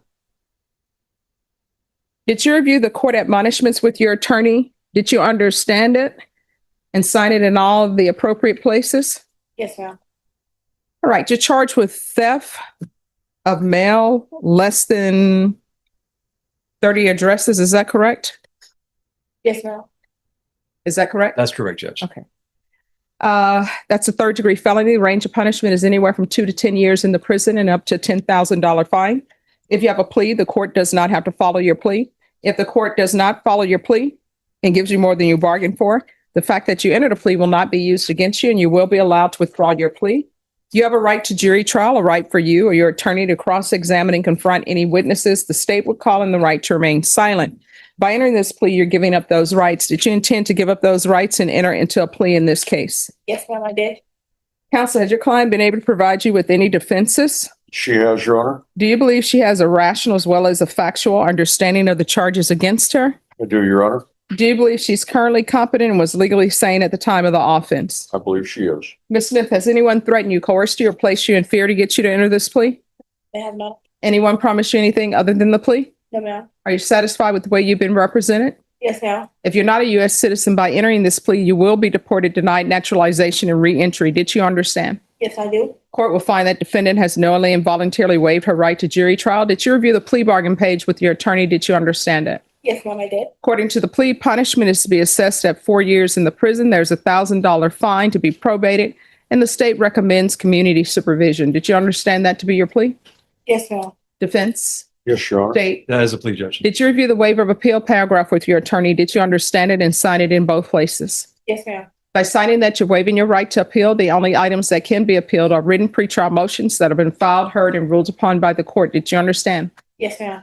Any such motions? No, Your Honor. Outside the agreement, the state is requesting that your community supervision be for a term of 4 years, 100 hours community service restitution, TAP evaluation, the felony theft course, and MRT. Did you understand those are recommendations from the state, and the court does not have to follow those recommendations? Yes, ma'am. Then to the offense, how do you plead? Guilty, not guilty, or no contest? No contest. State, any evidence? Judge, we offer you state exhibit number 1 and all attachments. No objection, Your Honor. All right, state, you may be excused. Thank you, Judge. Did you review the waiver and stipulations with your attorney? Did you understand it in signing in all the appropriate places? Yes, I did, ma'am. Again, did you understand you have a right to jury trial, a right for you or your attorney to cross-examine and confront any witnesses? The state would call in the right to remain silent. Yes, ma'am. Did you understand that today the state will be presenting evidence in the form of witnesses' statements and police reports, but most importantly, there'll be no live testimony? Did you understand? Yes, I do. Court will find that defendant has knowingly and voluntarily waived and consented to stipulation of testimony and stipulations. Court will accept into evidence states exhibits 1 and attachments, and the court will review the same. All right, after reviewing states exhibits 1 and attachments, the court will find there's sufficient evidence to find you guilty, and the court will find you guilty. Are you proceeding with sentencing? Yes, Your Honor. Anything you wish to say on behalf of your client? Your Honor, her statement to the police at that time was that she admitted stealing the mail. There was at 702 East Euclid, there's a very nice little cottage there, and it has a really outsized mailbox. It's like cast iron, black, and it's rectangular. It's about 14 inches wide and about 18 inches high. And when I went by there 3 weeks ago, there was mail tumbling out of the mail slot again, she said there was then, and as the police officer says there was then. Apparently it had been abandoned for some time and it was unoccupied. I don't honestly know why it still looks so nice, but it clearly was abandoned. There were people's mail. More than 25 people were listed as the occupants of that house. She said at the time to the officer, and has told me since then, that she was living in a tent under the bridge nearby at I think it's Crockett, I'm not sure, and 35. And she had a little brass pot that she'd get this mail and she'd burn it to keep warm, because it was 18 January when this all happened. So I don't know that they'd be able to prove that she took the mail with the intent to harm somebody. The police report also said that most of these things were unsolicited advertisements that were being sent to people. So it was, she has significant history, and I'm sure that's why the prosecution was not willing to give her deferred adjudication. And I believe that it's probably in her best interest to take the probation in this case. All right. In the stipulation, it says that you told the officers that your mom used to reside at one of the apartments and you were just checking the mailbox. True enough. Yes, ma'am. I didn't know, like I said, I didn't want to get in no trouble, but I didn't mean to lie, but I eventually told him the truth, which I didn't lie about me burning the mail. But, you know, he probably read it. And when he asked me, I just told him that was the first thing that popped in my head. But I told him the truth about me burning the mail because it was getting cold that night and it was going to drop below zero. So in the bridge where the house stands on the corner, and then it's the plasma place where they where people do surgery, and right there at the edge, it's where the bridge where I jumped the meteor and go to my little tent. Mhm. So do you have any family support? Yes, I do. I have my mother. My mother was here earlier today. I can go out and live with her. I have very good support, a job. She has a job waiting for me. And then I have a friend on the outside. Her name is McPherce. She told me if I can apply at the Bill Miller's, I can get a job up there or do home. So here's my question for you. Yeah. If you have your mom here for support, then why were you homeless? Because you're saying that you can live with your mom. I mean, could you not have lived with your mother before? I didn't want to follow rules and regulations that her established. All right. What rules and regulations did you not want to follow? Lives in the senior center. A senior citizen home. Okay. So what rules did you not want to follow? It's between me and my mother. I have a cleaning up problem, and I stay too long in the bathroom, and we tend to bicker and fight. But in my time being incarcerated, we've learned to communicate and talk over things better. So I asked her, well, if she should give me a chance to come home to her and I'll do right. And she said, well, if you do right, I'll let you come home. And during this time, I've been doing everything that she's asked of, even though I'm confined. So how did you end up homeless? And I'm asking, and let me just tell you, the reason why I'm asking these questions is because I'm trying to figure out what conditions of probation will help you. I don't do cookie cutter conditions of probation because part of the thing, if I'm accepting this plea, which I'll accept the plea, is I need to figure out what conditions you need to be rehabilitated. So I need to figure out, how did you get into my medication? Honestly, I have mental health problems and I need more counseling with that. And I need to constantly be on my medications, honestly. And what is your diagnosis? My diagnosis is bipolar with explosive disorder and schizophrenia and split personality. Okay. All right. So if I can I'm asking help on this part. If I can have like maybe a counselor and CHCS help me with the medication, that'd be great. So they have you on medication at the jail? Yes, ma'am, they do. Okay. The lady told me, she told me if I did go home, the nurse that comes there, she said if I go home, if I do get released, I can go to the Brady Green, and the Brady Green would give me 2 weeks to a month supply of medication. Okay. All right. And is there anything else going on in your life that you think I should know to help you?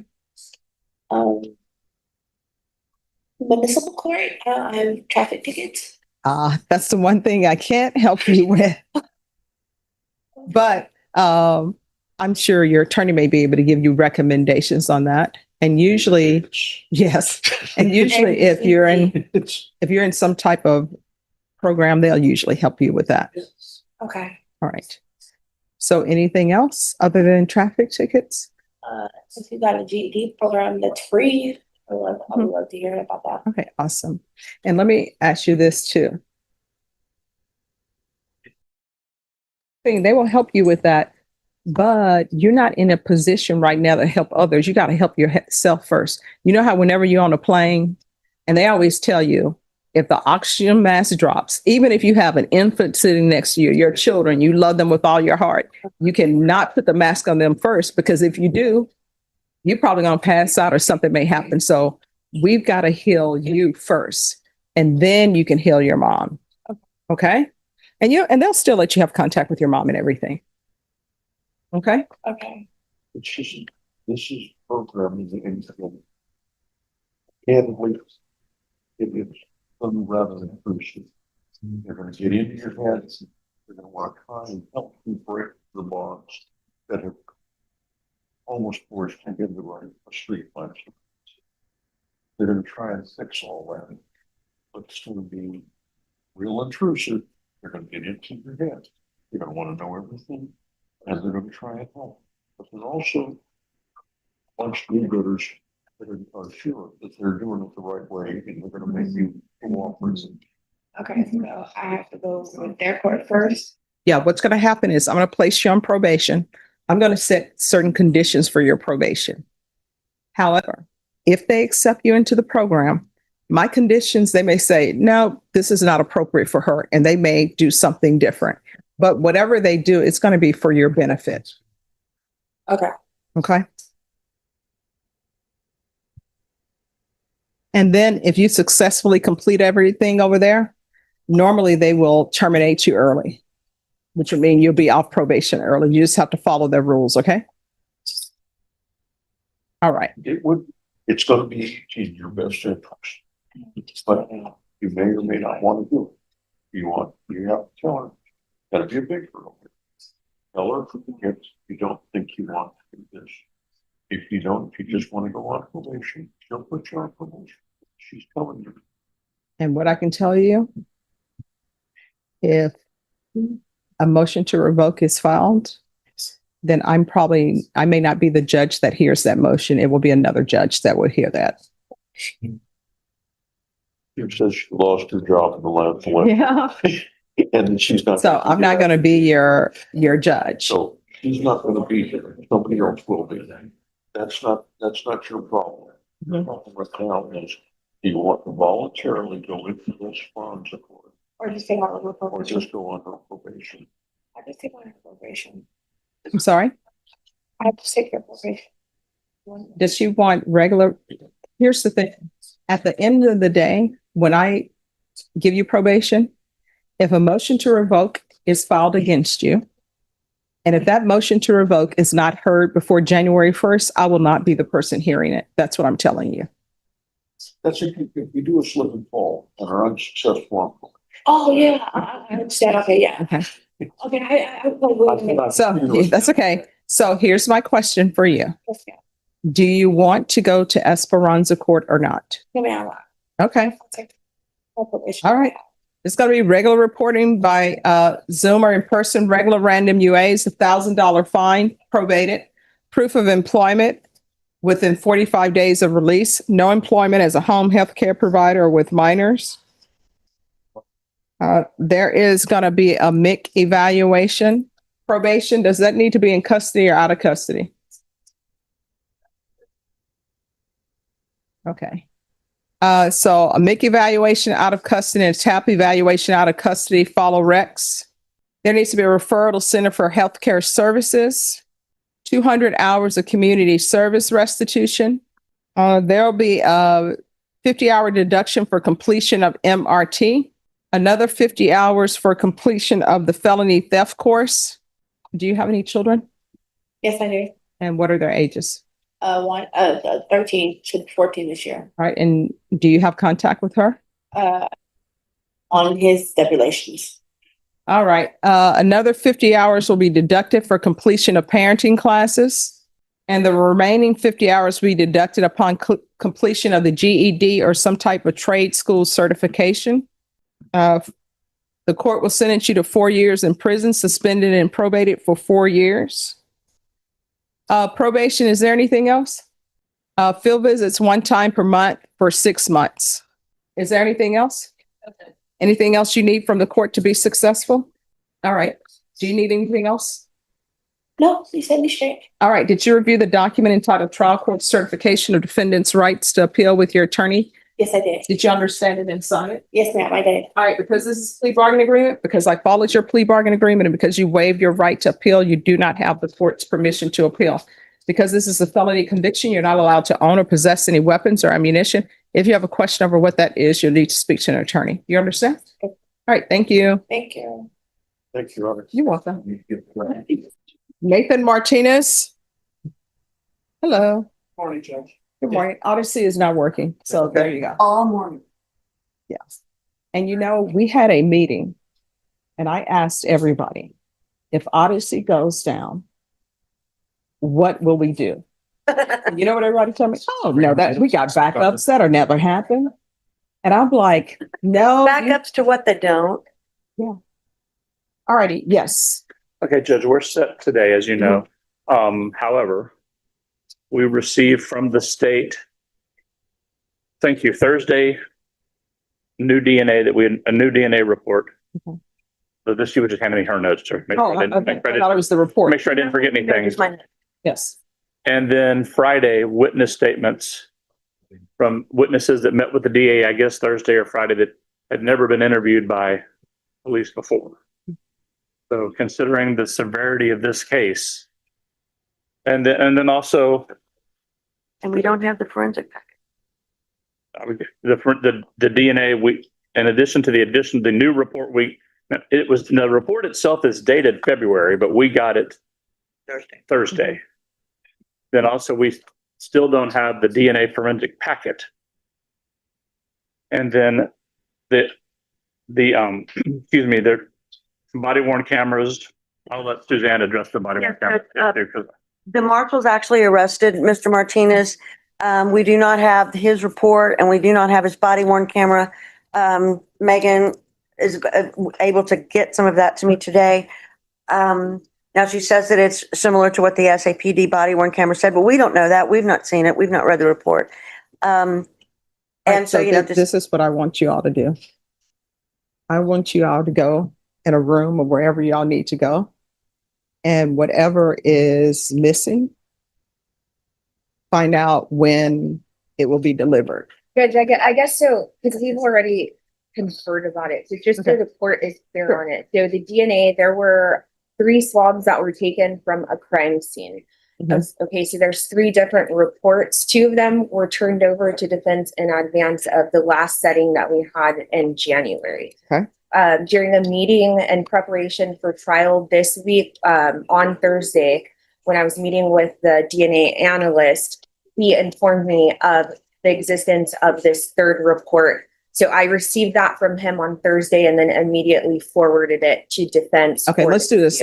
Let's go on the record. So it'll be on the record. All right, the court is calling. It should be under 2024 CR 2564, Judge. Okay. 2024 CR 2564 State versus Nathan Martinez. Can I have parties announced? Megan Galloway for the state. Suzanne Kramer for Mr. Martinez. Charles Buck for Mr. Martinez. And you, Mr. Martinez? Yes, ma'am.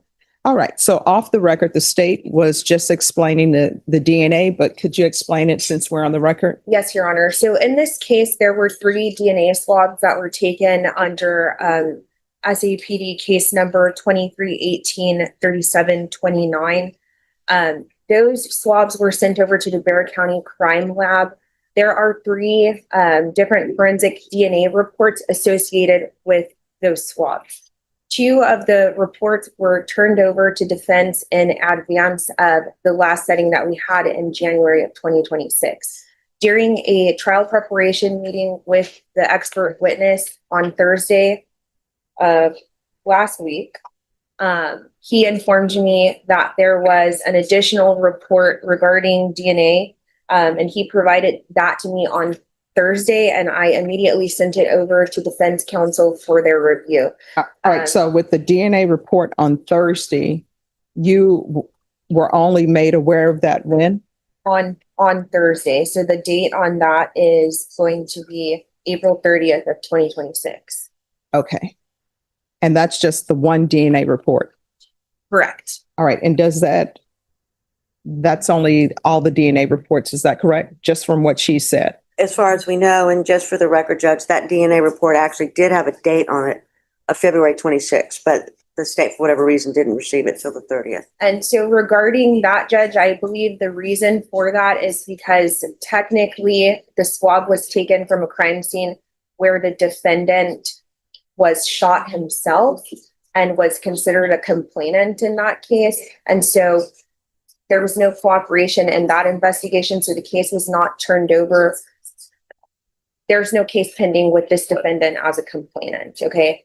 And so the way that the system works, because it's tagged under that SAPD case number, it would not have come over under the SAPD case number associated with his murder charge. And Judge, just to respond to that, back when Jason Garahan was still on the case, we had that same issue come up on some other discovery that was discovered within this other case, and then it was turned over. So they were aware that there was some of this discovery applicable to our case that was in the case where he was the complainant on already. All right. So is there any anticipation, State, that you will be using that DNA report for anything? Judge, I'm ready for trial today, and if we proceed to trial today, I'm fine with the court expeding that.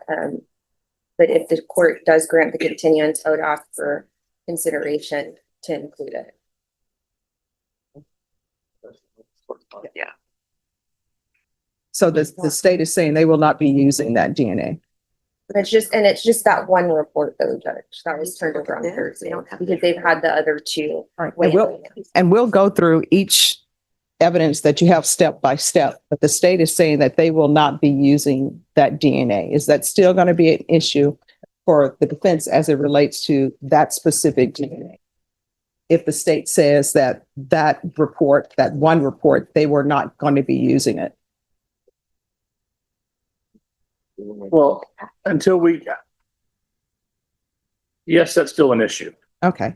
And then the next evidence. So then regarding when the defendant was apprehended on his 7 warrants, the U.S. Marshals are the ones that executed those felony warrants. Judge, so when I came on the case, I was able to obtain one body-worn camera from the apprehension. When I spoke with the marshals about it, they told me that from that apprehension, there was only that one body-worn camera that existed. And so I did turn that over to defense. Now, where the issue lies is that I've been unable to obtain any reports from the U.S. Marshals. Okay, I did issue a subpoena to them, and I did just email them and ask them if anything is in existence, how fast they would be able to get that to me. And they, obviously the court is aware because TUI governs the federal government. They said that they're trying to obtain authorization and get it to me by the end of today. All right. And then anything else? And then on Saturday, I was made aware that regarding the crime scene where the defendant was shot, there is one body-worn camera from a sergeant that made the scene, and that was not turned over to me. I was not aware that it existed prior to Saturday. He tried to send me a link so that I could view it and download it. But the link that he sent me, I was unable to access it. So I did email him back and tell me that he needs to get it to me, and I've not received a response from him. All right. So that's the only discovery? That's the only discovery that I'm aware of, Your Honor. All right. So where you say the crime scene where he was shot, is that in any way related to yes, Judge. What he's on trial for? Very much so. Okay. All right. So this is what I want everyone to do. Yeah. I'm going to have you all come back at 2. And I want to see where you all are with regards to this evidence. And then I'll make a ruling on whatever. And the other evidence, Judge. The other evidence? Well, I led with the fact that we got on Friday interview notes from the state of interviews they did with witnesses. And those were the first time those witnesses were interviewed. Okay. So that's new information to us that our our investigator hasn't had a chance. Whether or not that we want our investigator to re-interview them, to talk to them, those types of things. And then the forensic DNA packet in its entirety, that was kind of part of the DNA. All right. So I'll have you all come back. Okay, if I could just respond really quickly. So regarding those witness statements, those witnesses did make statements to police officers on the scene. There was nothing that deferred from that. So, but I get what you're saying about if they want to re-interview. And then regarding the DNA package, I received that today, and I'm going to turn it over to them once they provide me a mechanism for that. Okay. All right. So I'll have you all come back at 2. Okay. 2 all right. Thank you. All right. So I know that you all had conferred off docket with the items. So does everybody have the items now or? So the update for the court is that I've turned over the lab discovery packet and the missing body worn camera. I'm still waiting for the marshals to give me the reports. I've been in communication with them today. They said that they're going to attempt to get it to me by the end of today, but as the court is aware, they often redact things. So I'm assuming that is what is taking so long on that. All right. So this is what we'll do. Are you all available to come back on Thursday? I'm not. Okay. Right, because it was my understanding last week, y'all. Oh, yeah, you're not. I'm not. Right. So what I tell you, what I will be calling you all back to make sure that you have, I can be here for sure, Judge. all right, are you okay with That's that? fine, of course. All right, so we'll come back on Thursday, Okay. or unless y'all want to, but you say you'll have it by the end of today? Well, That's what they told me. And I keep on calling over there. So I had to call a lot of people to get the body worn cameras. So I'm doing. No, on I my understand. end, but it's dependent. When will you be back? Monday. All right, then let's do this. If you're all okay, we'll recall it on Tuesday. And whatever you get, if it's redacted or whatever, if you could get it to them Yes, of course. and see if they have any objections about the redaction, we may need a hearing on that. And so we'll come back on May 12th May 12th. Okay. and see where we are with any other items. So that's just a discovery update. Yes, to see where everything is. And then after that date, We'll we'll go from there. set another Okay. agreed to trial. Thank you, setting. Judge, very much. All right. May we be excused? Yes, thank you. Thank you. Great places. Mr. Cantu? Hello, Mr. Cantu. Hello. Hi, we're going to go on the record briefly in 2026 CR 0027778 State versus Philip Cantu. And for defense, Charles Buck for Mr. Cantu. and are you Mr. Cantu? Yes. All right, so Mr. Cantu, your previous attorney, Attorney Conley, is unavailable, and she asked that your case be reassigned. And it's been reassigned to Attorney Bunk. Do you understand? Yes. Do you have any questions about anything? Well, everything that I wrote to her for, I don't know however long, I've been having her once a week, just trying to get, my story in. So everything that I wrote to her, will it be? I've informed him that I'm going to contact Ms. Conley's office to get copies of her file. I understand. Well, he'll try to get it up for her. But what I can tell you, anything that was emailed to the court, of course, it's a part of the court's record, and he'll be able to see that as well if something was emailed to the court as well. All right. So do you want this call back when? Yeah, I need to get the discovery and then I need to be able to meet with him to go over. He hasn't seen his discovery, so I want to be able to go over that with him. When do you want it recalled? 30 days All right, Ms. Ferguson, a 30-day reset, please. next Right. week, the week after. June 8th is fine. All right, so we're going to put it at June 8th. If he wants you to come earlier, he'll let us know, okay? All right, Okay. thank you. Who's here on Timothy Nichols? All right. He has two cases. What's happening with the other case? For our agreement on the MTR, Judge, the state has agreed to TIC the less than a gram, and I have that dismissal for the Okay. court. And what are you all requesting? Judge, we're requesting to withdraw the motion, alter and amend it to new conditions, be one of those IOP. What are the other ones, Lindsay? IOP, documented sober support meetings, and the monthly UAs. All right, did you all speak with Rashawn? Yes, ma'am. Yes. All right, so what's going on, Mr. Nichols? Well, passed away, they will collect some of the stuff and his property, had some drugs or whatever. I happened to get pulled over on a bike and got searched. I was going to go drop his property off. So why were you pulled over on your bike? Were you not? They have lights. Got to have lights on the bike. Can't ride your bike on the sidewalk. Rode a bike in a decade. And are you a Mason? This is not what Masons are supposed to do, you know? So if you get back on track with that, that will probably help you with this, okay? So do you have any family support? You have a place to stay? All right. Miss Abrams? Yes, sir. So withdraw the motion and alter and amend conditions. Do we have an updated TAP evaluation for him? Evaluation is better. All right. So this is what we'll do. We'll put him on the UA hotline. And we're going to put you on the UA hotline for 30 days. You think that's enough? All three testing done. Once a week?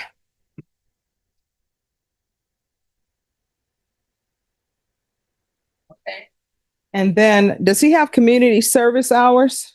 Giving. All right. So I want it added 60 hours of community service restitution and deduct an hour for every sober support meeting that's completed.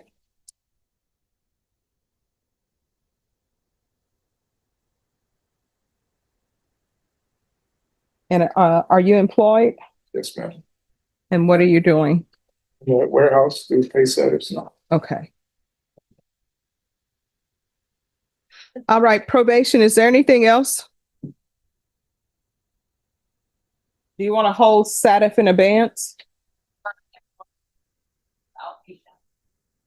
Yeah, probably so. All right, intensive outpatient treatment with probation. All right, is there anything else you need to be successful? All right, know better, do better, okay? All right, good luck to you. Thank you, Judge. You're welcome. Oh, you're on this side. Court is calling 2026 CR 001430 State versus Joseph Hodge. Can I have parties announce?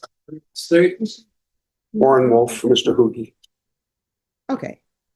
Hoogan? Hoogie. Hoogie. Yes. Okay. All right, and you're Mr. Hoogie. Counsel, you received all discovery. Did you review with your client? Yes. Mr. Hoogie, did you review the application for deferred adjudication with your attorney? Did you understand it and sign it? Yes, sir. Did you review the true bill of indictment with your attorney? Did you understand it? Counsel, do you waive the reading? Yes, Judge. State, are you proceeding as presented We are, Judge. on the repeat enhancement? We are, Judge. All right, did you review the court admonishments with your attorney? Did you understand it and sign it in all the appropriate places? Oh, I'm sorry, I need that back. According to the, thank you. You're charged with tampering of fabricating evidence with intent to impair as a repeater. If the state is able to prove the repeater enhancement allegation, your range of punishment will be anywhere from 2 to 20 years in prison and up to $10,000 fine. If you have a plea with the state, the court does not have to follow your plea. If the court does not follow your plea and gives you more than you bargained for, the fact that you entered a plea will not be used against you and you will be allowed to withdraw your plea. You have a right to jury trial, a right for you or your attorney to cross-examine and confront any witnesses the state would call and the right to remain silent. By entering this plea, you're giving up those rights. Did you intend to give up those rights and enter into a plea in this case? Did you understand if the court were to grant your application for deferred adjudication, if for any reason your deferred adjudication were revoked, the court could find you guilty and sentence you up to 20 years in the prison and up to $10,000 fine? Counsel, has your client been able to provide you with any defenses? Yes, Judge. Do you believe he has a rational as well as a factual understanding of the charges against him? Yes. Do you believe he's currently competent and was legally sane at the time of the offense? Yes. Sir, has anyone threatened you, coerced you, or placed you in fear to get you to enter this plea? Anyone promised you anything other than the plea? Are you satisfied with the way you've been represented? If you're not a U.S. citizen, by entering this plea, you will be deported, denied naturalization, and re-entry. Did you understand? Court will find that defendant has knowingly and voluntarily waived his right to jury trial. Did you review the plea bargain page with your attorney? Did you understand it? According to the plea, punishment is to be assessed at a cap of 5 years in the prison. There's a $2,000 fine. State is opposed to your application. They're taking in consideration 2026 CR 001432. Did you understand that to be your plea? Yes. Defense and state? Yes. Yes, Judge. Did you review the waiver of appeal paragraph with your attorney? Did you understand it and sign it in both places? Yes. By signing that, you're waiving your right to appeal. The only items that can be appealed are written pretrial motions that have been filed, heard, and ruled upon by the court. Did you understand? Counsel, any such motions? No, Your Honor. Then to the offense, how do you plead? Guilty, not guilty, or no contest? State any evidence. Judge, we offer state exhibit number 1, including all attachments. Objection. All right, did you review the waiver and stipulations with your attorney? Did you understand it and sign it in all the appropriate places? Yes. Again, did you understand you have a right to jury trial, a right for you or your attorney to cross-examine and confront any witnesses the state would call and the right to remain silent? Did you understand that today the state will be presenting evidence in the form of witnesses' statements and police reports? But most importantly, there will be no live testimony. Did you understand? Court will find that defendant has knowingly and voluntarily waived and consented to stipulation of testimony and stipulations. Court will accept into evidence states exhibits 1 and attachments and review the same. All right, after reviewing states exhibits 1 and attachments, find there's sufficient evidence to find you guilty. The court will defer finding of guilt as you've applied for adjudication. Do you have any violent history? It's a retaliation charge. All right, other than that charge, do you have anything else? Judge, there was an ag assault that was dismissed. All right, state anything else? In addition to the retaliation that I told you about, I think it's an unauthorized use. So as far as convictions go, he has 1 for criminal mischief, 1 for the obstruction or retaliation, 1 for possession of a controlled substance, PG4, less than 20 grams, and then 1 unauthorized use of a vehicle. Okay, thank you. If you're drug tested today, what are the results going to be? It's like negative, I'll pass. When's the last time you used? Just before I got locked up last time, so I've been 7 months sober. Thank you. And how did you maintain sobriety? What have you been doing? Just been working and all that. I got a job working with an Army veteran out there in Pleasanton. We get all the vehicles and we register them for the fire departments around Texas. So I've been doing that to stay busy, and then I just got accepted to college to get a degree in psychology. All right, do you have proof of your acceptance into college? Yes, sir. She has a copy of everything. I gave that to the prosecution. Prosecution, have proof of that? Copy of law, and here's some. All right, does anybody want a PSI, or you want me to go forward with sentencing? I think we'd like a PSI, Judge. Okay. Probably yes. Oh, Judge, never mind. We withdraw our request. All right, do you want a PSI? I think yes. Do you want a PSI? No. All right. Anything you wish to say on behalf of your client? Judge, Mr. Hoogie has been cooperative with me throughout my representation here for the last couple of months. He's been on top of things.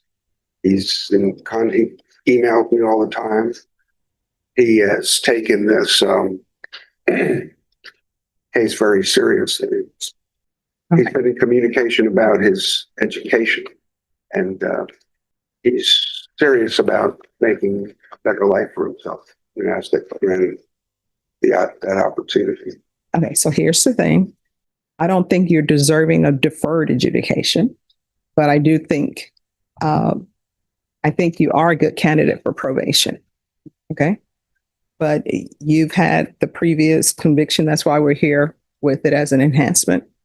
So this is going to go down as a conviction. You understand? Sure. So the court will find you guilty, sentence you to 5 years in prison, suspended and probated. Any term suggestions from either side? 5/5. Okay. And what are you requesting? 3.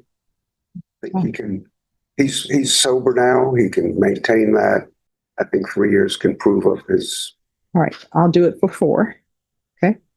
Regular reporting by Zoom or in person, regular random UAs, TAP evaluation out of custody, follow recommendations from TAP. But if TAP recommends inpatient treatment, we'll start with intensive outpatient treatment.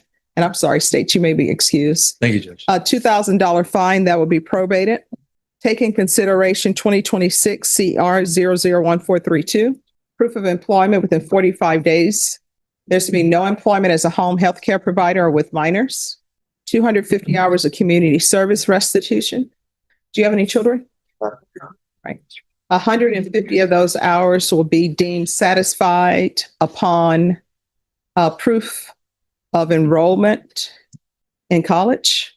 Now, let me just tell you right now, if you do this thing where you're enrolled and then you drop out, it's not going to count. You understand? Yes, Your Honor. The remaining community service hours, which is 100 hours, it'll be deducted 1 hour for every sober support meeting that's completed.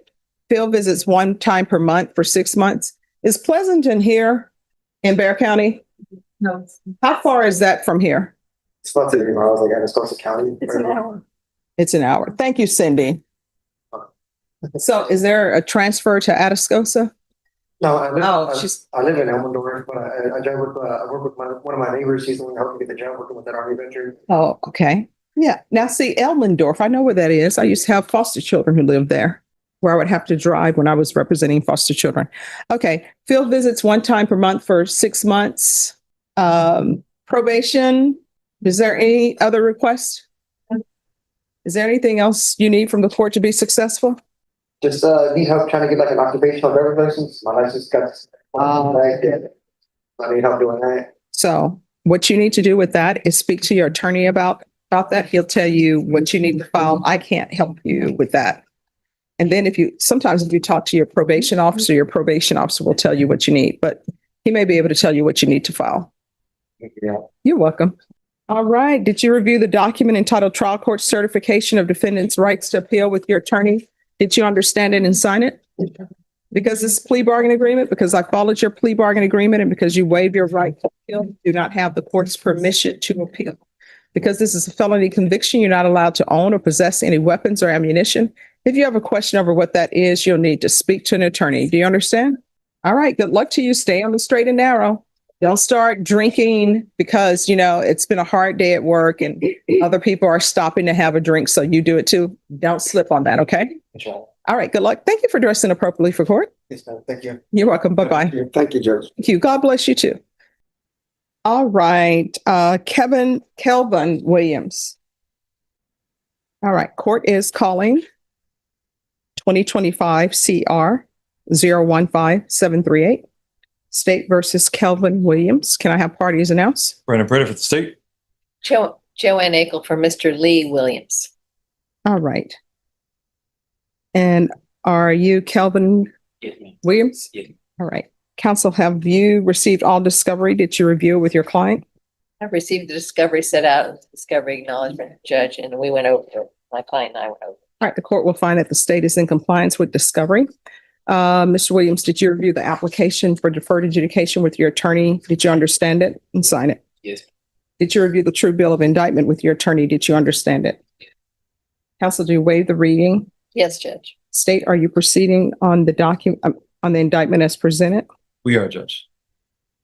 All right, Mr. Williams, did you review the court admonishments with your attorney? Did you understand it and sign it in all the appropriate places? Yes. You're charged with possession of a controlled substance, penalty group 1, less than 1 gram. As a state jail felony, range of punishment is anywhere from 180 days up to 2 years in the state jail facility and up to a $10,000 fine. If you have a plea with the state, the court does not have to follow your plea. If the court does not follow your plea and gives you more than you bargained for, the fact that you entered a plea will not be used against you, and you will be allowed to withdraw your plea. You have a right to jury trials, a right for you or your attorney to cross-examine and confront any witnesses the state will call, and the right to remain silent. By entering this plea, you're giving up those rights. Did you intend to give up those rights and enter into a plea in this case? Did you understand if the court were to grant your application for deferred adjudication, if for any reason your deferred adjudication were revoked, the court could find you guilty and sentence you up to 2 years in the state jail facility and up to a $10,000 fine? Counsel, has your client been able to provide you with any defenses? Yes, Judge. Do you believe he has a rational as well as a factual understanding of the charges against him? I do. Do you believe he's currently competent and was legally sane at the time of the offense? I do. Mr. Williams, has anyone threatened you, coerced you, or placed you in fear to get you to enter this plea? No. Anyone promised you anything other than the plea? Are you satisfied with the way you've been represented? Yes. If you're not a U.S. citizen, by entering this plea, you will be deported, denied naturalization, and reentry. Did you understand? Yes. Court will find that defendant has knowingly, voluntarily waived his right to jury trial. Did you review the plea bargain page with your attorney? Did you understand it? Yes. According to the plea, there's a $1,000 fine probated. The state recommends deferred adjudication, taking in consideration 2026 PF 00642. Did you understand that to be the plea? Yes. State defense? It is a plea, Judge. Yes, Judge, that's our plea. Did you review the waiver of appeal paragraph with your attorney? Did you understand it and sign it in both places? By signing that you're waiving your right to appeal, the only items that can be appealed are written pretrial motions that have been filed, heard, and ruled upon by the court. Did you understand? Yes. Any such motions? No, Judge. Outside the agreement, the state is recommending that your community supervision be for a term of 2 years. There be 100 hours community service restitution. DOEP course, MRT, and regular UAs. Did you understand those are recommendations from the state and the court does not have to follow those recommendations? Yeah. Then to the offense, how do you plead? Guilty, not guilty, or no contest? State any evidence. Judge, you offer to take exhibit number 1, including all attachments. No objection, Judge. Right, state you may be excused. Thank you, Judge. Did you review the waiver and stipulations with your attorney? Did you understand it and sign it in all the appropriate places? Yes. Again, did you understand you have a right to jury trial, a right for you or your attorney to cross-examine and confront any witnesses the state would call and the right to remain silent? Did you understand that today the state will be presenting evidence in the form of witnesses' statements and police reports? But most importantly, there'll be no live testimony. Did you understand? Court will find that defendant has knowingly and voluntarily waived and consented stipulation of testimony and stipulations. Court will accept into evidence states exhibits 1 and attachments and review the same. All right. After reviewing states exhibits 1 and attachments, the court will find there is sufficient evidence to find you guilty. The court will defer finding you guilty as you've applied for deferred adjudication. Are we proceeding with sentencing? Yes, Judge. Anything you wish to say on behalf of your client? Judge, I would ask the court to follow our agreement, please. All right. So this child in the vehicle, how old were they? 5. Mhm. It was not his child, Judge. Okay. And how old are you? 25. You're an adult, though. You should know better.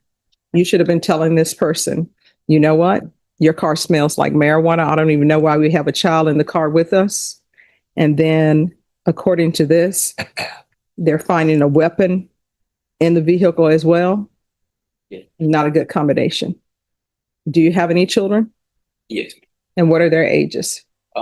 5, no, I'm sorry, 8, and one that just turned 4 weeks. All right. And who do they live with? They both stay with mom. And if you're drug tested today, what are the results going to be? I speak good, Should be. clean. Oh. And what's your drug that you've been using in the past? Just THCA from a smoke shop. Mm-hmm. That's it. And are you employed? I have my own business, a clothing brand, and a detailing business, car detailing business. And are you able to make a living wage from doing that? Yes. And how far did you go in school? Junior year, All right. Why? I had to work. I had my first child, and I needed to take care and provide for him. I just never ended up finishing. And who do you live with? Mom, Your mother? yeah, I'm back and forth between mom and girlfriend, but yeah, mom is my stable address. And who does the girlfriend live with? Herself. Babies. And this person who you were in the vehicle with, who is that to you? That's my second child's mother. And the 5-year-old in the vehicle? Yeah, That's your child that was in the vehicle? that's her child. All right. And you have another child with her. Yeah, no, I have another child with someone else before her. All right. So you have one child with the person that you sometime visit. Yeah. And then you have another child with somebody else who's not the person who was in the vehicle. Okay. All right. There's going to be $1,000 fine probated, 3 years deferred adjudication, regular reporting by Zoom or in person, regular random UAs, proof of employment within 40 days, no employment as a home healthcare provider or with minors, 200 hours of community service restitution. I'm going to order parenting classes. Once that's completed, 100 hours redeemed satisfied. The remaining 100 hours can be deducted at 1 hour for every sober support meeting completed. Field visits 1 time per month for 6 months. No possession of firearms or ammunition. TAP eval out of custody. Follow Rex, but if it asks for inpatient treatment, start with intensive outpatient treatment. Take in consideration 2026 PF 00642. And there's to be no unsupervised contact with minors. Court would consider changing that once you've completed the parenting classes. Probation, is there anything else? Intensive outpatient treatment.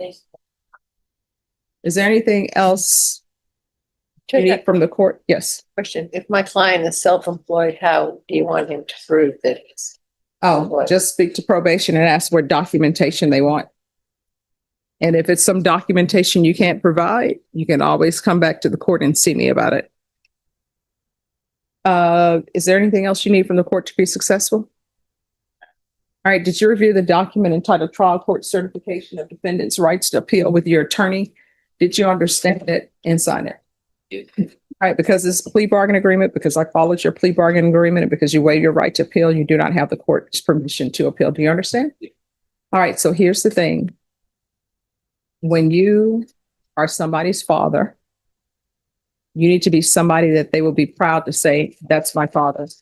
Doing this doesn't make them proud. All it does is tells them, this is how you're supposed to behave. And I don't think you want any of your children or somebody else's child that maybe you claim you love their mother or somebody in a felony court for what you're here for. You understand? So know better, do better. All right. Good luck to you. Thank you. You're welcome. Angel Marino. Well, All right. The court is calling 2026 CR 003765 State versus Angel Marino. Can I have parties announced? State. And Tim Molina from Miss Moreno. Are you Miss Marino? Counsel, you received all discovery. Did you review it with your client? Yes, Your Honor. Court will find that the state is in compliance with discovery. Miss Marino, did you review the true bill of indictment with your attorney? Did you understand it? Counsel, do you waive the reading? Yes, Your Honor. State, are you proceeding on the indictment as presented? Yes, we are. Miss Marino, did you review the court admonishments with your attorney? Did you understand it and sign it in all the appropriate places? All right. You're charged with the offense of theft, $2,500, less than $2,500, with 2 or more previous convictions as a state jail felony. Range of punishment is anywhere from 180 days up to 2 years in the state jail facility and up to a $10,000 fine. Off the record, counsel, you can remain at the table if you're working on something. Thank you, Judge. You're welcome. We're back on the record. If you have a plea with the state, the court does not have to follow your plea. If the court doesn't follow your plea and gives you more than you bargained for, the fact that you entered a plea will not be used against you, and you will be allowed to withdraw your plea. You have a right to jury trial, a right for you or your attorney to cross-examine and confront any witnesses the state would call, and the right to remain silent. By entering this plea, you're giving up those rights. Did you intend to give up those rights and enter into a plea in this case? Counsel, has your client been able to provide you with any defenses? We've discussed the case, Your Honor. And, Right. Do you believe she has a rational as well as a factual understanding of the charges against her? yes, Do you believe she's currently competent and was legally sane at the time of the offense? yes, Your Honor. Ms. Marino, has anyone threatened you, coerced you, or placed you in fear to get you to enter this plea? No. Anyone promised you anything other than the plea? Are you satisfied with the way you've been represented? If you're not a U.S. citizen, by entering this plea, you will be deported, denied naturalization, and re-entry. Did you understand? Court will find that defendant has knowingly and voluntarily waived her right to jury trial. Did you review the plea bargain page with your attorney? Did you understand it? According to the plea, punishment is to be assessed at 127 days in the Bexar County Jail under 1244. They're taking in consideration 2026 CR 003767. Did you understand that to be the plea? State defense? That is the plea, Judge. Yes, Did you review the waiver of appeal paragraph with your attorney? Did you understand it and sign it in both places?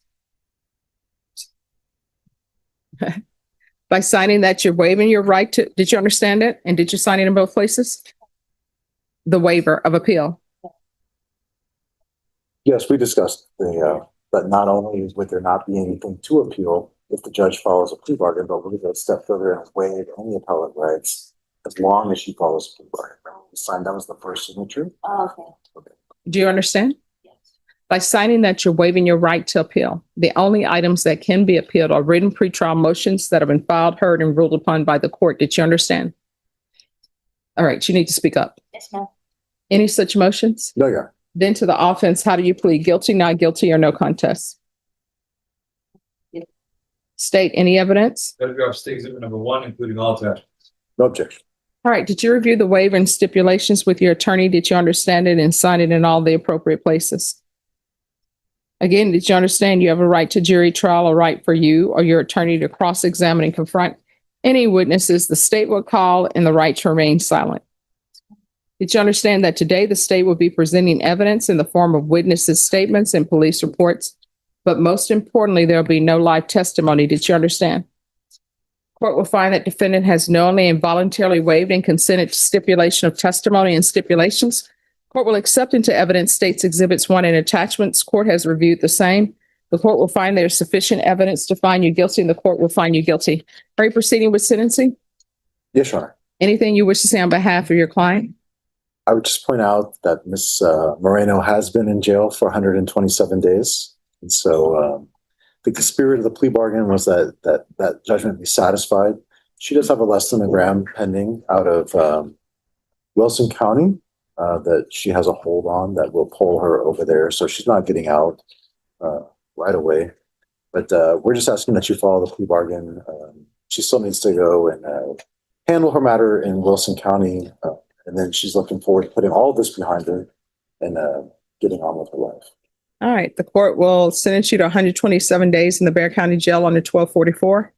Taking consideration 2026 CR 003767. There's to be no contact with target. The court will give you credit for any time served. The court will show that the judgment is satisfied. Did you review the document entitled Trial Court Certification of Defendant's Rights to Appeal with your attorney? Did you understand it and sign it? Because this is a plea bargain agreement, because I followed your plea bargain agreement, and because you waive your right to appeal, you do not have the court's permission to appeal. Because this is a felony conviction, you're not allowed to own or possess any weapons or ammunition. If you have a question over what that is, you'll need to speak to an attorney. Do you understand? All right, so here's the thing. How old are you? You're 24. Do you like the way your life is going so far? All right, so you're going to have to make some changes. One, you got to stop stealing.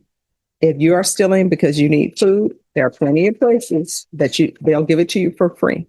If you're stealing because there's a drug issue or mental health issues, there are plenty of places that are free that will help you with that.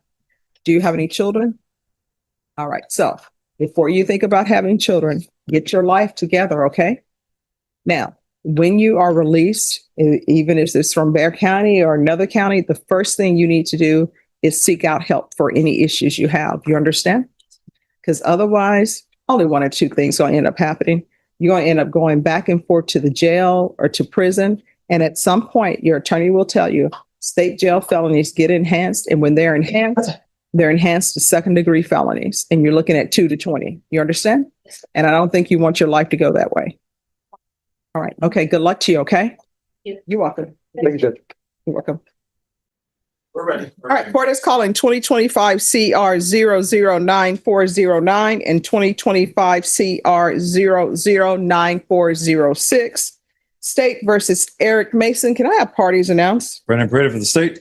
David A. Garcia, attorney for Eric Mason. And are you Mr. Mason? Yes, ma'am. Counsel, have you received all discovery? Did you review it with your client? I did, Judge. Court will find that the state is in compliance with discovery. Mr. Mason, did you review the application for community supervision with your attorney? Did you understand it and sign it? Yes, ma'am. And each cause number, did you review the true bill of indictment with your attorney? Did you understand it? Yes, ma'am. Counsel, do you waive the reading of the indictment? We do, Judge. State and cause number ending in 09, are you proceeding on the indictment as presented? 09. Theft. You have count 1 and count 2. 09 is the theft. It appears that you're proceeding on count 1. Is that correct? Yes, Judge, that's our intention. And waiving count 2? Yes, Judge, we'll waive count 2. And then in cause number ending in 06, it appears that you're proceeding on the indictment as presented. Is that correct? That's correct, Judge. All right, Mr. Mason, in each cause number, did you review the court admonishments with your attorney? Did you understand it and sign it in all the appropriate places?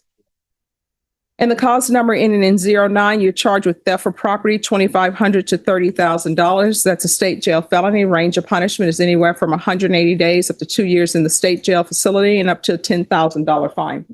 And the cause number ending in 06, you're charged with robbery. That's a second-degree felony. Range of punishment is anywhere from 2 to 20 years in prison and up to a $10,000 fine. If you are pleased with the state, the court does not have to follow your plea. If the court does not follow your plea and gives you more than you bargained for, the fact that you entered a plea will not be used against you, and you will be allowed to withdraw your plea. You have a right to jury trial, a right for you or your attorney to cross-examine and confront any witnesses the state would call, and the right to remain silent. By entering these pleas, you're giving up those rights. Did you intend to give up those rights and enter into a plea in each of these cause numbers? Yes, Your Honor. Counsel, in each cause number, has your client been able to provide you with any defenses? He has, Judge. Do you believe he has a rational as well as a factual understanding of the charges against him? I do when he does. Do you believe he's currently competent and was legally sane at the time of the offense? I do when he is. Mr. Mason, in each cause number, has anyone threatened to force you or place you in fear to get you to enter the plea? Anyone promise you anything other than the plea? Are you satisfied with the way you've been represented? If you're not a U.S. citizen, by entering these pleas, you will be deported, denied naturalization, and re-entry. Did you understand? In each cause number, the court will find that defendant has knowingly and voluntarily waived his right to jury trial. In each cause number, did you review the plea bargain page with your attorney? Did you understand it? And cause number ending in 09, the state is asking that your punishment be assessed at 2 years in the state jail facility. In cause number 06, they're asking that your punishment be assessed at 4 years in the prison. In each cause number, they're asking there be $1,000 fine probated. The state recommends community supervision. Both cases are to run concurrently. The state will take in consideration 2025 CR 1009-405, and running concurrently will be 2025 CC 008188, 2025 CC 8203. Did you understand that to be the plea? Yes, Your Honor. Defense and state? It is, please, Judge. It is, Judge. In each cause number, did you review the waiver of appeal paragraph with your attorney? Did you understand it and sign it in both places? By signing that, you're waiving your right to appeal. The only items that can be appealed are written pretrial motions that have been filed, heard, and ruled upon by the court. Did you understand? Yes, Your Honor. Any such motions? Filed but not ruled upon, Judge. All right. Outside the agreement, the state is recommending that your community supervision be for a term of 4 years. There be 100 hours of community service restitution, the felony theft course, DOEP, MRT, regular one. Did you understand those are recommendations from the state and the court does not have to follow those recommendations? Then in each cause number, how do you plead? Guilty, not guilty, or no contest? State any evidence. Judge, we offer State Exhibit 1 and all attachments in both cases. We reviewed states 1 in both cases, Judge. There are no objections. In each cause number, did you review the waiver and stipulations with your attorney? Did you understand it and sign it in all the appropriate places?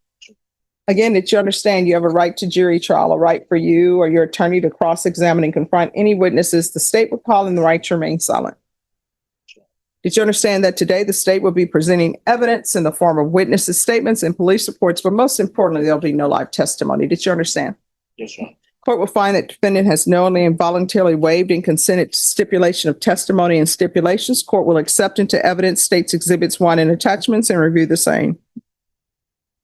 All right. In each cause number, the court will find there's sufficient evidence to find you guilty, and the court will find you guilty. Is there any restitution in any of this? We're asking for, I think both sides are asking for a restitution hearing, Judge, to make sure what that amount is. All right, then this is what I will do. Counsel, if you could hand me back the trial court certification. All 4? Yes. So when will you all have a restitution amount if there is one? Judge, I think we probably can have a restitution hearing in around 2-3 weeks. All right. This is what I'm going to do. Then I'm going to order the restitution hearing. We'll recall that then. And while he's in custody, I'm going to have a TAP evaluation done. Actually, Judge, one of the catalysts for the plea was he was taking this so he could get out of jail. Oh, I don't like for people to do that. If he wants a jury trial, he can have one. But I'm going to order he remain in for a TAP evaluation based upon my reading of the stipulations. This is not one where I would feel comfortable releasing him from custody without a TAP evaluation or something.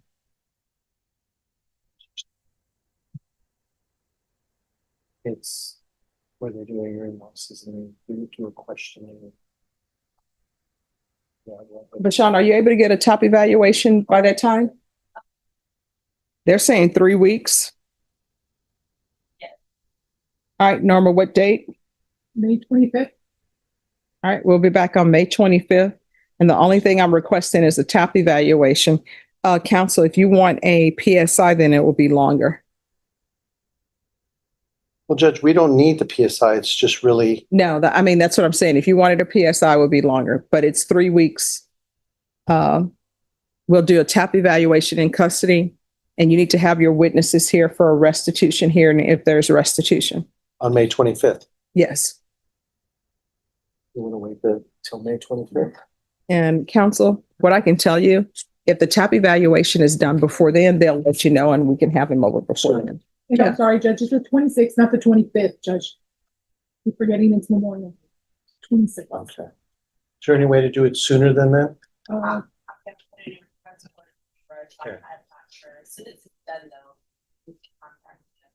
Okay, but the state needs time to get their witnesses here. Oh, they're going to be ready by May 26th. That's when the restitution hearing will be as well. So I'm going to order the TAP evaluation and there will be a restitution hearing as well. All right, well, then we'll come back on May 26th. Yes. And as I said, you can check with probation, and if they have it done sooner, we'll be back sooner. Well, see how quickly we can. Right? And I'll see you tomorrow. Okay. Thank you, Judge. Thank you.